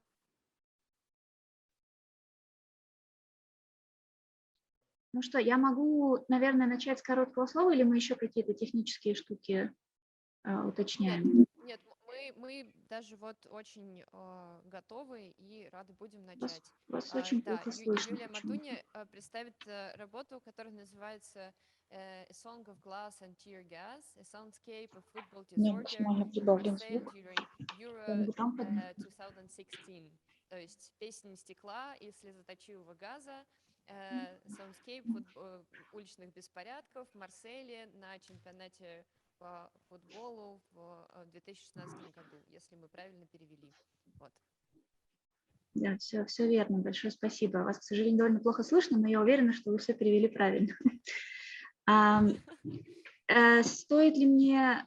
Фильм по-русски, за что прошу прощения, наверное, потому что я так понимаю, что у нас много англоговорящих коллег. Нужно ли мне по-английски представиться? Я могу и так сделать вступление. Kenny, Kevin, do you hear translation now? Could you let us know? Is it still on? Но дело в том, что мы немножко задерживаемся, и, скорее всего, Владимир, который вот доблестно все переводит, нас тоже покинет скоро. Вот. Но пока он есть, поэтому можно сказать на русский, Владимир переведет это на английский. Вот. Давайте дадим Владимиру паузу, я могу, в принципе, рассказать по-английски. Лучше по-русски, чтобы мы тоже поняли все. Right, окей. Ладушки, хорошо. Да, значит, коллеги, давайте я тогда попробую коротко, чтобы нас не затягивать, рассказать вообще, что это за видео, которое вы увидели. Во-первых, вообще, чем я занимаюсь, да, что это за видео, при каких условиях оно было сделано, и они были сделаны и сняты, и что, собственно, я пытаюсь с ними сделать сейчас. Я, как это ни удивительно, антрополог, но я занимаюсь антропологией спорта и, в частности, исследованиями футбола и футбольной культуры, и футбольного хулиганизма. Это мой главный фокус. Вот, поэтому то, что вы увидите, это короткие видео, которые я записывала во время чемпионата Европы по футболу в 2016 году. Я делала эти записи практически неосознанно. Это не было каким-то хитрым задуманным планом, у меня не было сценария в голове, я не снимала фильм персе, я была к этому на самом деле технически не готова. Я думала, что это будет, в общем-то, чемпионат Европы с какими-то, конечно, событиями, но никто не ожидал таких беспорядков, вот, которые я вместе с другими участниками событий также стала снимать. И я постараюсь в своем вот этом коротком фильме порефлексировать на этот счет тоже, почему я снимала сцены насилия именно так, почему я обращала внимание именно на те вещи, на которые обращала, как мне кажется сейчас, да. То есть так или иначе это там набор не очень длинных разного формата видео, которые я снимала на свой старенький телефон, и которые у меня хранились довольно долго, вот уже 5 лет прошло, и мне кажется, что вы увидите, там очень много чего происходит, там очень много чего можно разворачивать, интерпретировать и делать вообще на самом деле историю про самое разное. И мне, наверное, не хотелось сделать эту историю исключительно про насилие или там про беспорядки как таковые, да. Понятно, что от этого... Мне хотелось понять, что из этого мы вообще и можем ли что-то выучить. И вот здесь семинары, вообще исследования звука дали мне такой толчок к тому, чтобы интерпретировать это все как-то иначе и вообще попробовать взглянуть это на свой материал под другим углом. Поэтому то, что я вам сейчас покажу, это такая первая попытка осмыслить то, что у меня есть, да, и каким-то образом над этим порефлексировать и, может быть, начать дискуссию. Поэтому, если у вас будут какие-то комментарии, я с радостью, я буду очень благодарна. Спасибо. Я сейчас выключу звук на своем ноутбуке, а вы включите на своем. Тогда у нас... Нет, пойдет. Да, все будет хорошо. Так.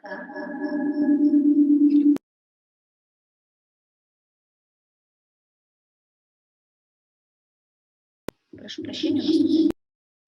Пока что у вас эхо.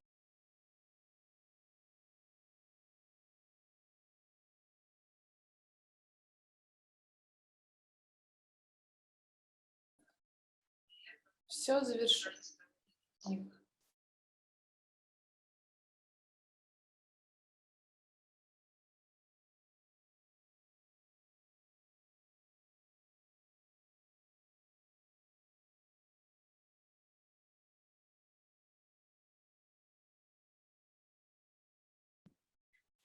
У нас пока процесс... Василиса, нас слышно? Да, вас слышно, у вас стабильная картинка, и мы ищем женщину на фото. Очень старательно. Не находим. Ни одной, да? Там нет женщин. А вдруг все-таки есть?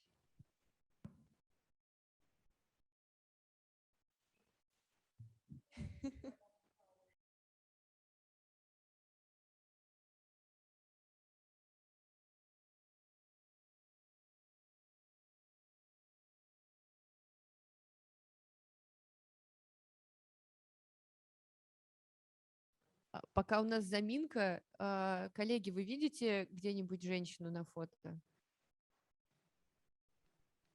Если видите, напишите в чат. Мне кажется, больше одной здесь быть не может.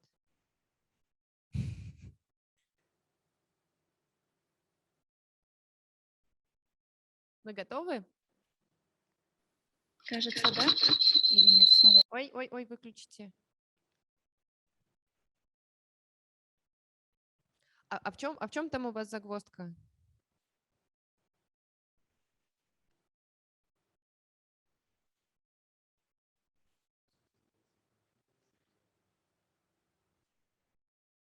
Давайте, может, я попробую видео запустить. Ой-яй-яй-яй.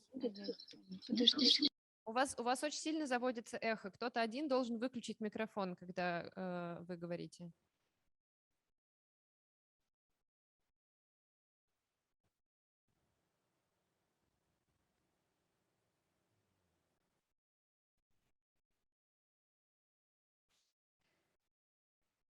Да, все непросто.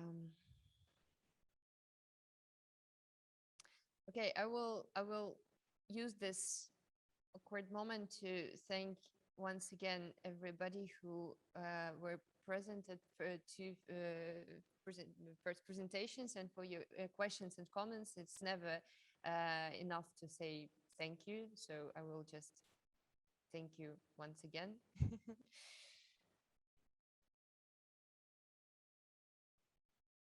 And actually, I hope that we can gather once the seminar Sound in the Field to discuss further this very important, I think, question of anthropologists' voices and what they are, where they are, and who likes to hear it and to listen it.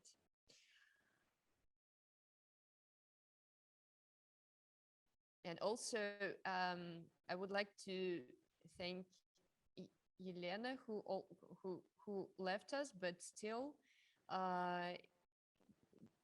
she just introduced us to this specific genre of academic performance, or a mixture of performance with paper talk, which is also quite interesting, and it needs to be discovered more, I guess.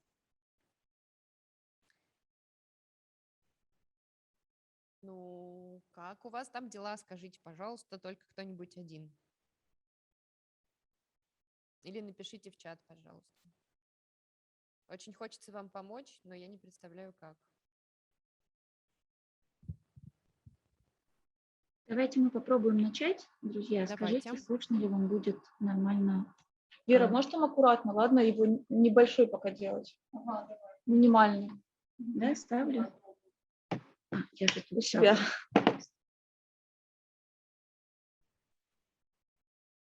Есть ли звук? Пока звука нет. Да? Да. Скажите, а вы когда запускали демонстрацию экрана, вы поставили нужную галочку? Давайте заново.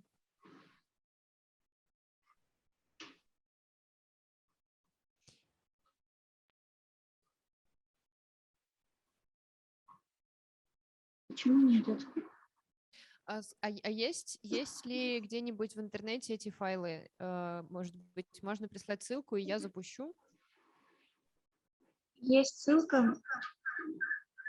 Давайте тогда попробуем так. Давайте я запущу. Да, я приношу глубочайшие извинения за эту жуткую техническую заминку, которую мы очень-очень стараемся преодолеть.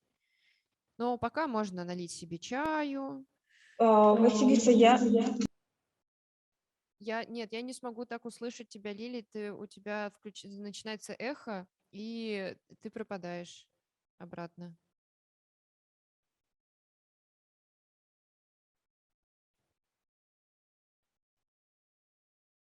Напишите, пожалуйста, в чат, что, как, куда. У нас поломался канал коммуникации совсем. Так, мне шлют файл, уже хорошо. А как мне шлют файл? Неизвестно.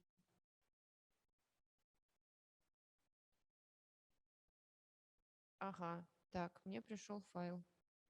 Сейчас мы постараемся все запустить. Так. И будем надеяться, что наш интернет справится.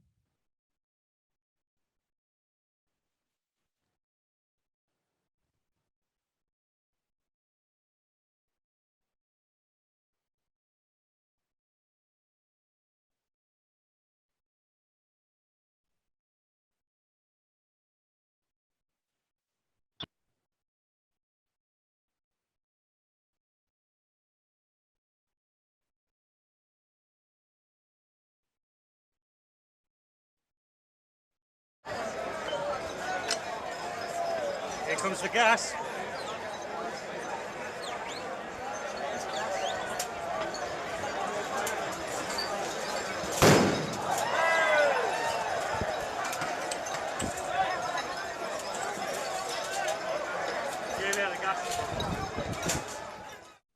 Какие образы мы представляем себе, когда думаем о спортивном мегасобытии? Мои в первую очередь были визуальными. К июню 2016 года я уже несколько лет занималась исследованиями футбольной культуры и футбольного хулиганизма. Моя профессиональная оптика была настроена. Благодаря проделанным исследованиям я имела представление, какие практики будут видимыми, какие маркеры события будут значимыми. Мне не терпелось увидеть то, что исследователи футбольной культуры описывали как модерный футбольный карнавал. ограниченное пространство разрешенной, контролируемой свободы от привычных норм и порядка. Я видела присутствие футбольного карнавала в Марселе по стикерам.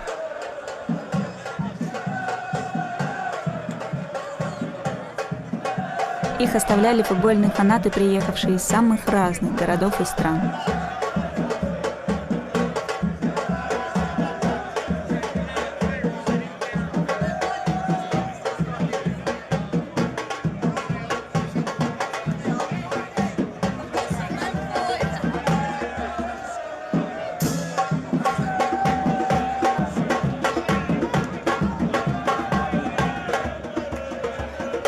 По концентрации стикеров я прослеживала внутренние границы пространства карнавала. Это был популярный район вокруг Старого порта.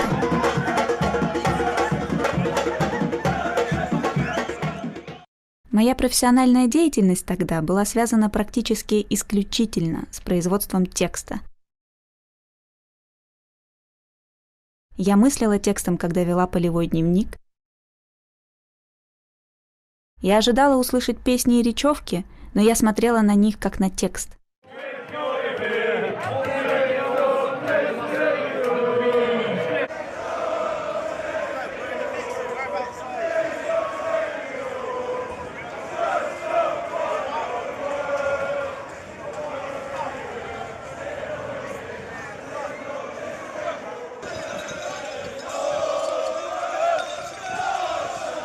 Я фиксировала исполнение песен на свою камеру, потому что поющие болельщики входили в хрестоматию визуальных образов футбольного фанатизма, сложившуюся в моей голове.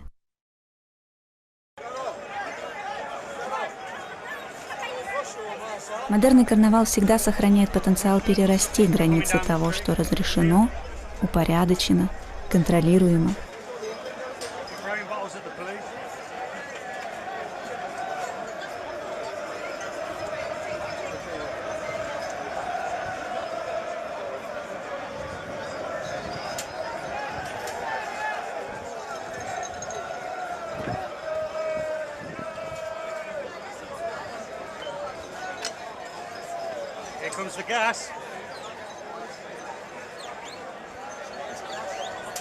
Между танцами под звуки барабана и первым залпом слезоточивого газа прошло не больше получаса.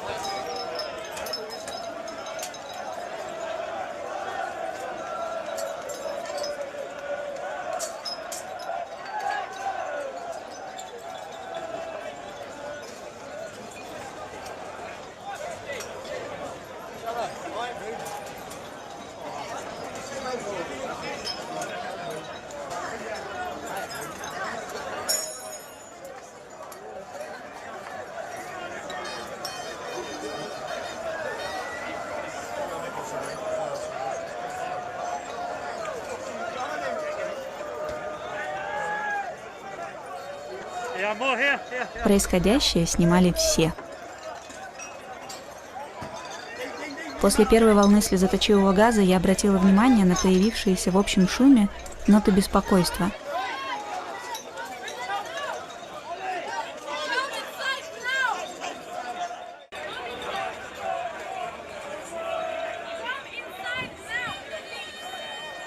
Одна из сотрудниц кафе пыталась спрятать людей внутрь.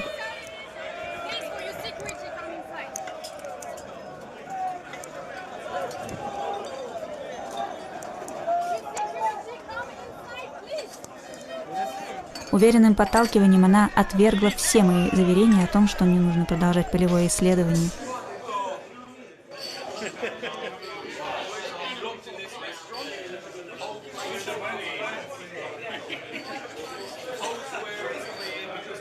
Облако химического вещества, прокрадывающегося по площади и улицам старого европейского города, для меня было событием не повседневным и даже почти фантастическим, как из новостей или боевиков.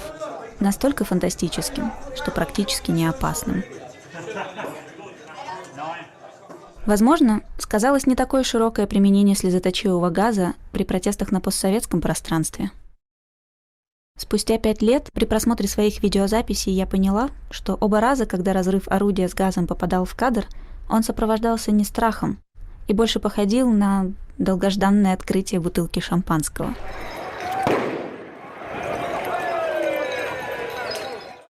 Резкий звук пробивал полотно общего фона, но оно, однако, быстро восстанавливалось.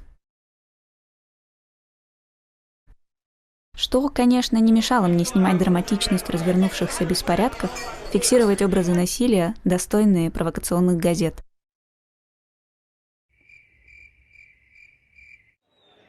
Обыденность позиции зрителя в условиях развернувшихся беспорядков удивляла меня в других, но не удивляла в себе. Антрополог всегда наблюдатель. До этого в своей полевой работе я уже была свидетелем футбольного насилия. Представление о долге исследователя требовало оставаться включенной.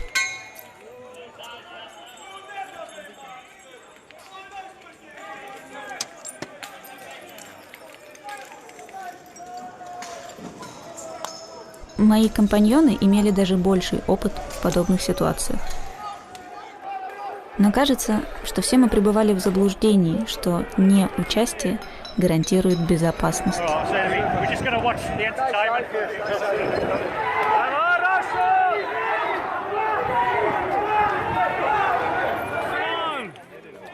Что понятная и обыденная позиция зрителя, оператора, комментатора, а не участника, смывает границы реальности насилия, дистанцирует от него и создает иллюзию контроля.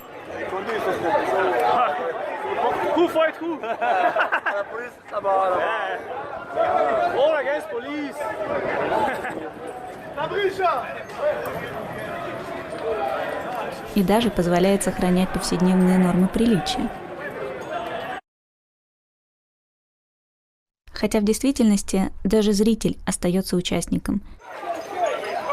И как участник может оказывать влияние на происходящее. В том числе голосом.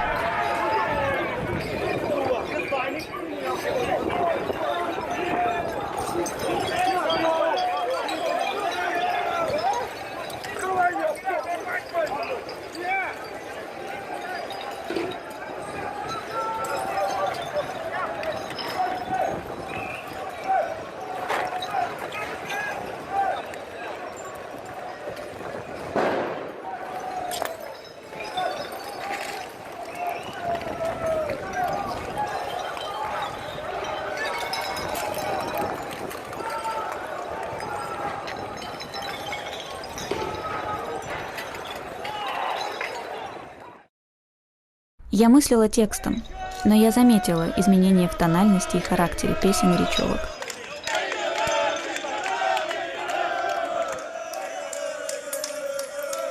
Они стали выполнять функции боевых кличей. Они маркировали присутствие, атаку.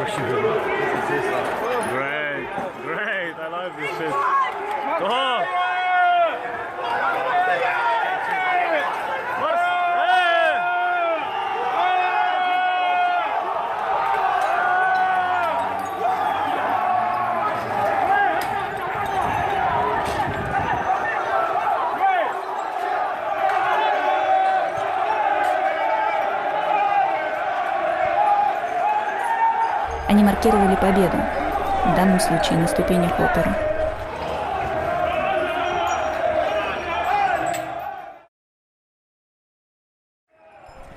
Зафиксированный на видеозаписях звуковой ландшафт того дня оказался комплексным и динамичным.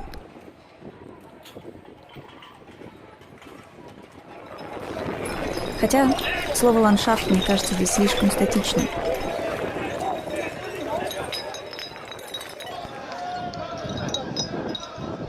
Я снимала праздник.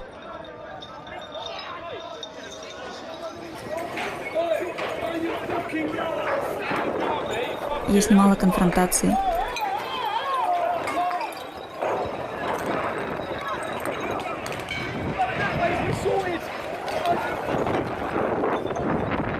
Я снимала попытку властей восстановить контроль.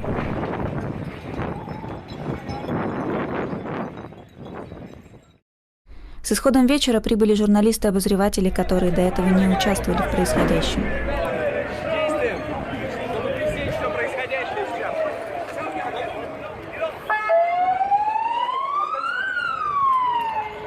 Полиция сменила тактику.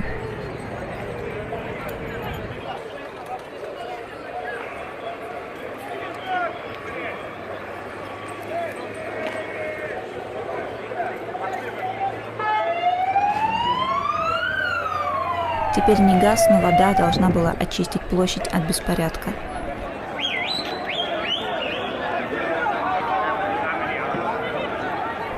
Очаги волнений вспыхивали до глубокой ночи, но технических и эмоциональных ресурсов на съемку у меня больше не было.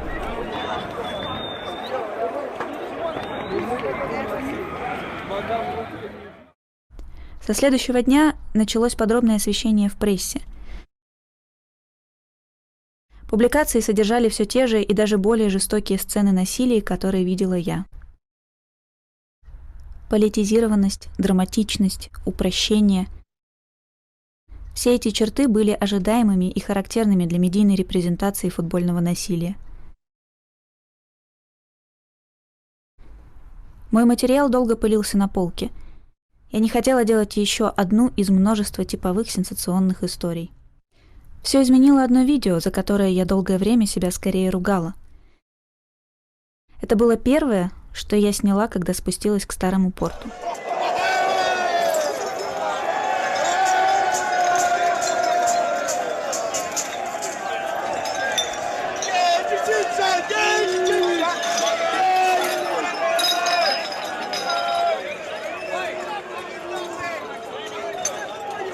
Это было первое, ради чего я поставила запись. Обилие битого стекла, свободно перекатывающегося по брусчатке.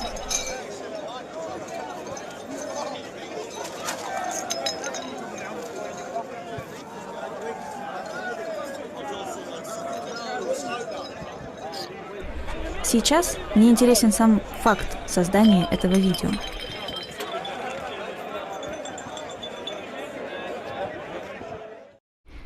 Как модерная горожанка я воспринимала контролируемое, упорядоченное городское пространство как чистое.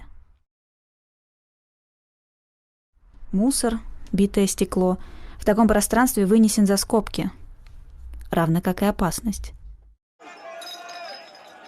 Здесь же, и это слышится во всех записях без исключения, не только резкий звон разбивающегося стекла, но и постоянное журчание уже разбитого являются одной из доминант звукового ландшафта того дня.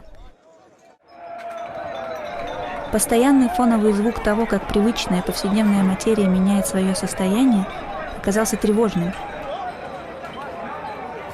Он переопределил пространство чистоты и контроля. Задолго до первых конфронтаций, взрывов, криков он стал маркером того, что у модерного карнавала есть не только потенциал, но и возможность выйти за пределы своей модерности.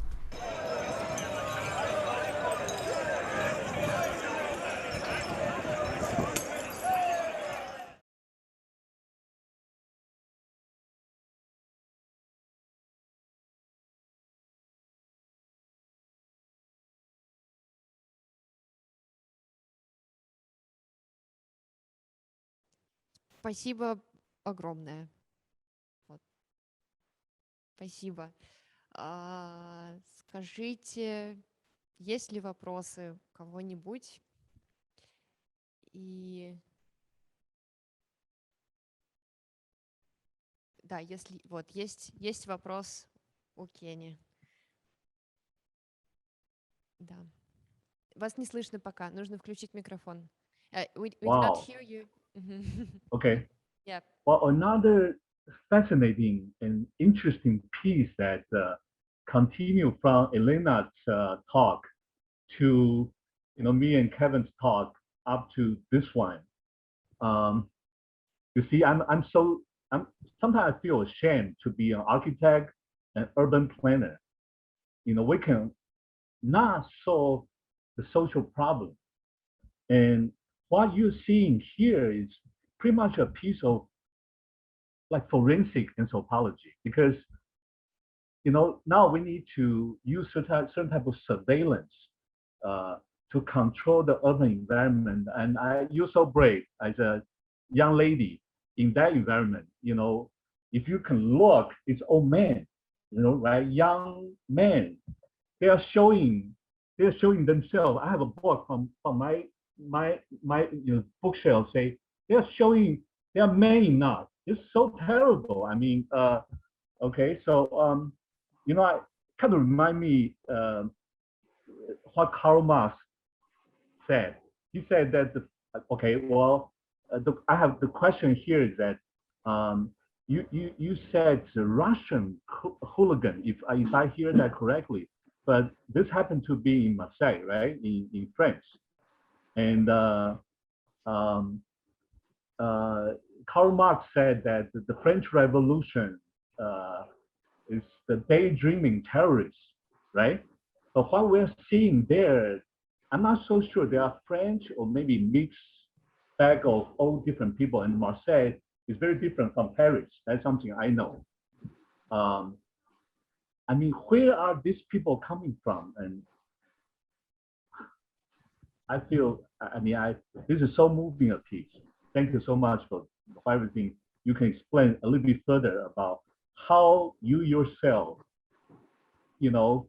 start thinking about doing something like this. This is just incredible. Thank you. Thank you so much for your comments.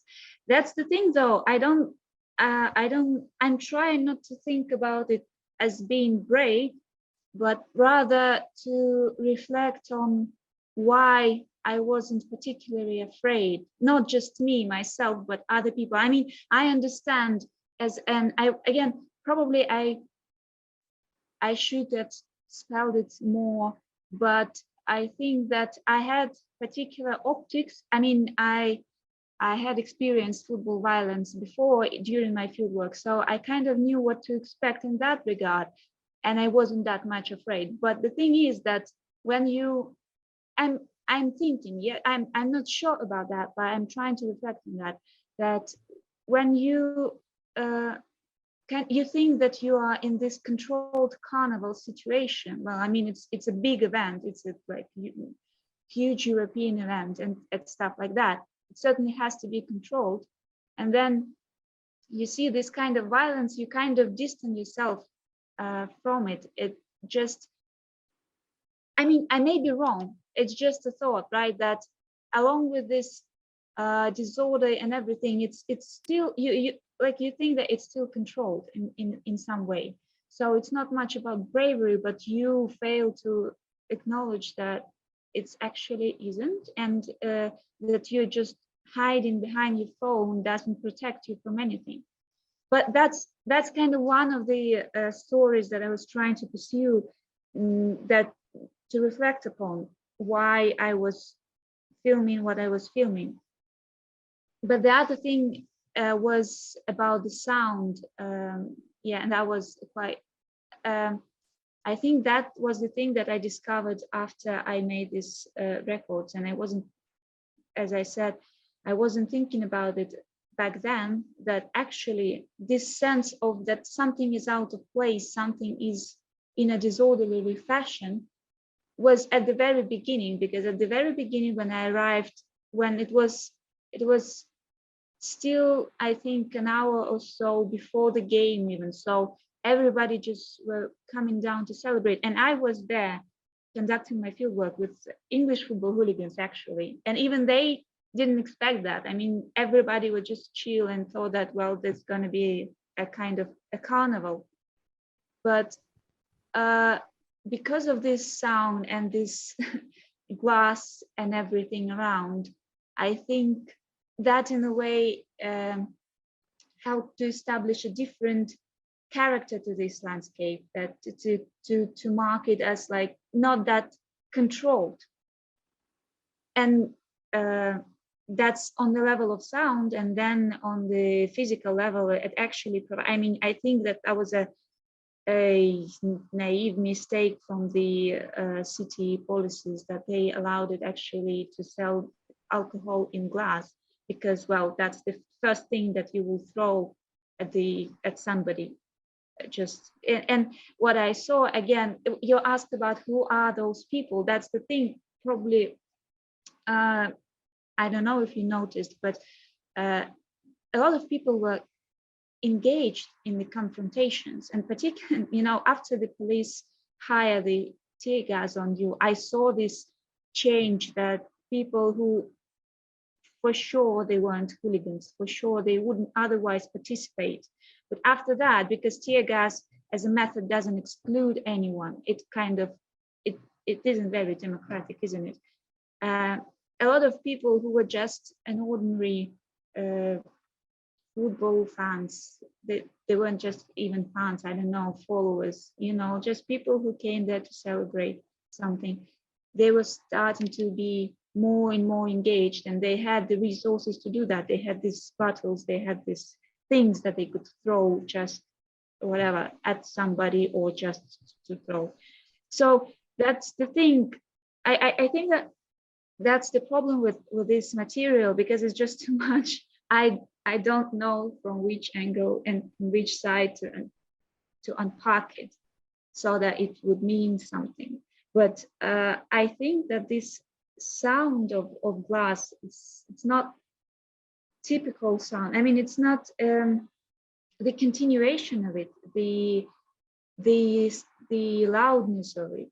It's not something of the realm of, you know, our everyday life, and that's kind of why it was able to make a shift and to make an impact, probably even more than this sound, the sound of, I don't know, tear gas firing or something like that, because it's a short sound and the landscape kind of soon recovers from it. But this constant otherness in the sound in this landscape that was present kind of translate these surroundings in something different and something controlled to not the extent that you would expect. So sorry. I don't know if my comment was enough. I mean, I can obviously go on and on, because as I said, there are different things and so many answers to that, why some people engage and some don't. But in the case of massive disorder as this, you can't say that, well, people like particular hooligans, I mean, yeah, hooligans were fighting, but so were so many people that weren't planning to. Anyway, I'll just stop there.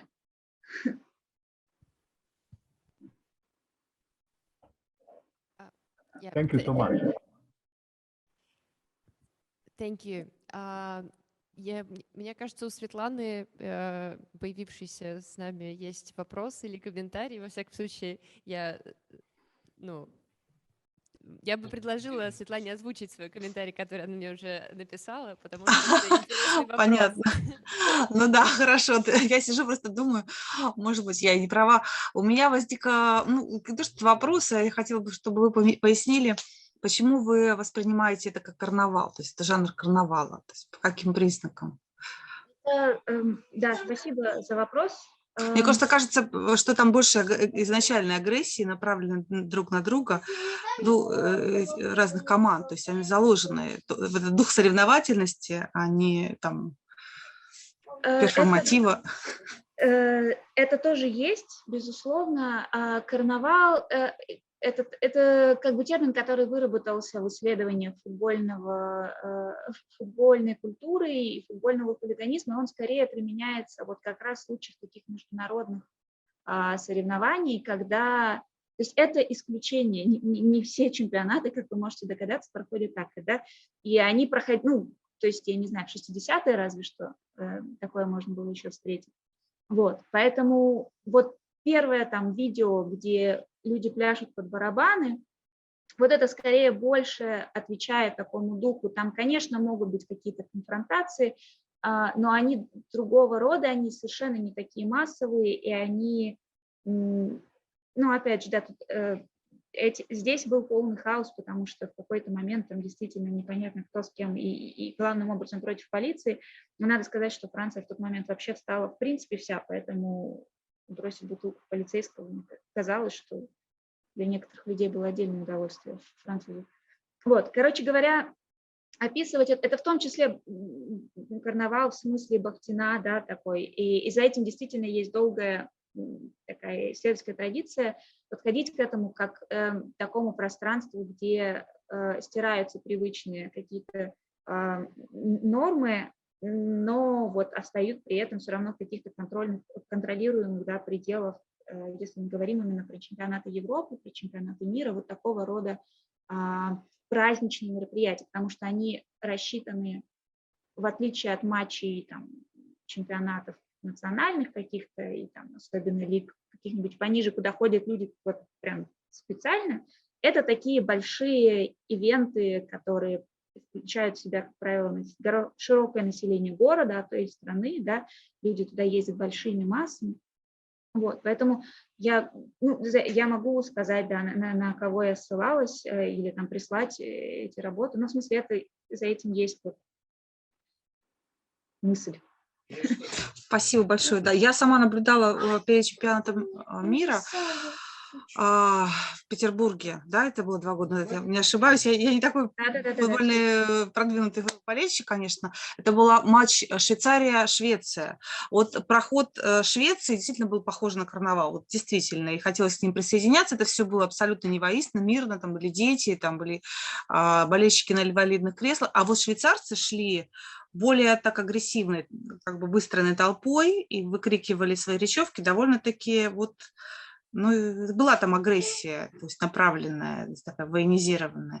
И в этом смысле я заметила, что в центре было, я не знаю, насколько вот и барабанщики, которые там были, но явно профессиональные, такие крепкие ребята, не очень похожие на музыкантов, Катюш, потише, пожалуйста, вот, они, такое ощущение, что они в центре просто аккумулировали эту энергию, и иногда собиралась вокруг них эта толпа, то есть потом кто-то танцевал, ну, кто-то из иностранцев, ну, слушали, да, и расходились, они периодически вот это вот, но такое ощущение было, что они возле памятника, ну, это было возле нового стадиона, вот, они так аккумулировали. Но вот очевидно было, что как-то не совсем это так традиционно карнавал походит, потому что это такая мужская масса, которая вот довольно-таки вот маскулинно себя ведет вот во всех своих смыслах. Ну, поэтому я, может быть, задала вопрос, а здесь мы уже застали самое окончание, да, этого праздника, которое переросло в столкновение, и которое, в общем-то, вот эта агрессия, она заложена. Все-таки болельщики, они не просто, не просто болеют, да, они соревнуются и между вот, там, с другими болельщиками, да, и каким-то образом посылают послом. Есть разные я понимаю, да. выражения этого соревнования, и все равно есть разные какие-то, господи, габитусы, да, вот боления и поддержки, и вообще способов включаться в футбольную культуру, поэтому я здесь не совсем, ну, в смысле, я понимаю, о чем вы, но я просто вижу чуть-чуть сложнее всю эту историю, потому что я понимаю более-менее, кто и как и почему может в это все дело включаться. Но да, совершенно верно, там есть этот элемент соревновательности, а за ним часто следует более такой насильственный, агрессивный. Но опять же, то, что я показала, это большое исключение, это большая такая, так уже давно не бывает, ну, либо мало где бывает. Вот. А не бывает, потому что это сдерживающие какие-то факторы внешние есть? Или потому это что с этим научились бороться. Здесь, мне кажется, что просто большой был промах организации всего этого дела. Через неделю вот был Марсель, через неделю был матч, там снова Россия и Англия играли рядом, в соседних городах, и в Лиле тоже были беспорядки, но в Лиле они были совершенно по-другому устроены, и в Лиле уже была британская полиция, которая специализируется на футбольных хулиганах, то есть ее просто вызвали. И они знали, что просто кидать людей с слезоточивым газом не поможет вообще никому и никак. Они действовали принципиально по-другому. Вот. И есть много, ну, то есть к тому, чтобы изменить и убрать насилие сначала со стадионов, потом с улиц, так к этому вот там, с 60-х годов давно и долго идут самыми разными путями. Вот. Поэтому это то, что было, это скорее, да, вот исключение. И то, что вы сказали, что это конец, это в том-то и дело, что это был не конец, это было вот что-то произошло, и вот это стало реальностью. Вот между вот этими замечательными плясками там действительно полчаса по записям до вот этих, до первого волны слезоточивого. Нет, я имела в виду, что мы просто сейчас застали, ну, конец этого мирной части, да, ну, данные, да, вот это, а потом уже... Коллеги дорогие, нам, к сожалению, через какое-то очень непродолжительное время нужно будет сворачиваться. Вот, я поэтому хотела бы просто коротко добавить про звук стекла, если можно. Вообще он же очень красивый и совершенно такой тонкий, нежный, абсолютно никак не, извините за выражение, не мускулинный. Вот, ну, вот этот, по которому люди топчутся. И там вот было потрясающее место в видео, где вот в том последнем, да, где видна земля, стекло, а потом камера очень близко к коже. И вот как бы мы прям чувствуем какую-то вот эту, не знаю, я даже подумала про как бы запах и какую-то вот телесность, да, всего, что происходит. А смешно, что вот этот звук стекла, он бестелесный, он такой вообще... не знаю, очень легкий, это интересно. Но, и, наверное, в целом вот этот контраст насыщенности происходящего и эфемерность, ну, такой легкости звука стекла очень хорошо соотносится с этим контрастом между реально происходящим насилием и тем чувством защищенности или не такой уж, да, опасности, вот, которую вы описали. Я думаю, что ни на одном политическом процессе такого бы не было никогда, когда происходит какое-то реально, столкновение с государством, да, то как бы опасность тотально, да, и обязательно там что-то будет не так. А тут получается, что это немножечко праздник насилия, такой праздник агрессии. Вот мы празднуем свою мускулинность, мы можем кидаться друг друга стеклами и получать от этого удовольствие. Да, вот. И даже если это опасно, хочется, ну, то есть это не чувствуется как ужас, да, вот, ну, видимо, я не знаю. Ну, в общем, это такой... Я не удержалась и заняла еще немножко вашего времени, хотя сама говорю, что надо заканчивать. Простите. Вот. И спасибо огромное. И я надеюсь, что мы продолжим как-нибудь об этом говорить. И возможно, Юлия, ну, как бы у кого-нибудь возникнет там мысль или предложение, или какой-то отклик на этот материал, потому что он очень насыщенный. Вероятно, вы могли бы оставить контакт, например, там почту или что-то такое.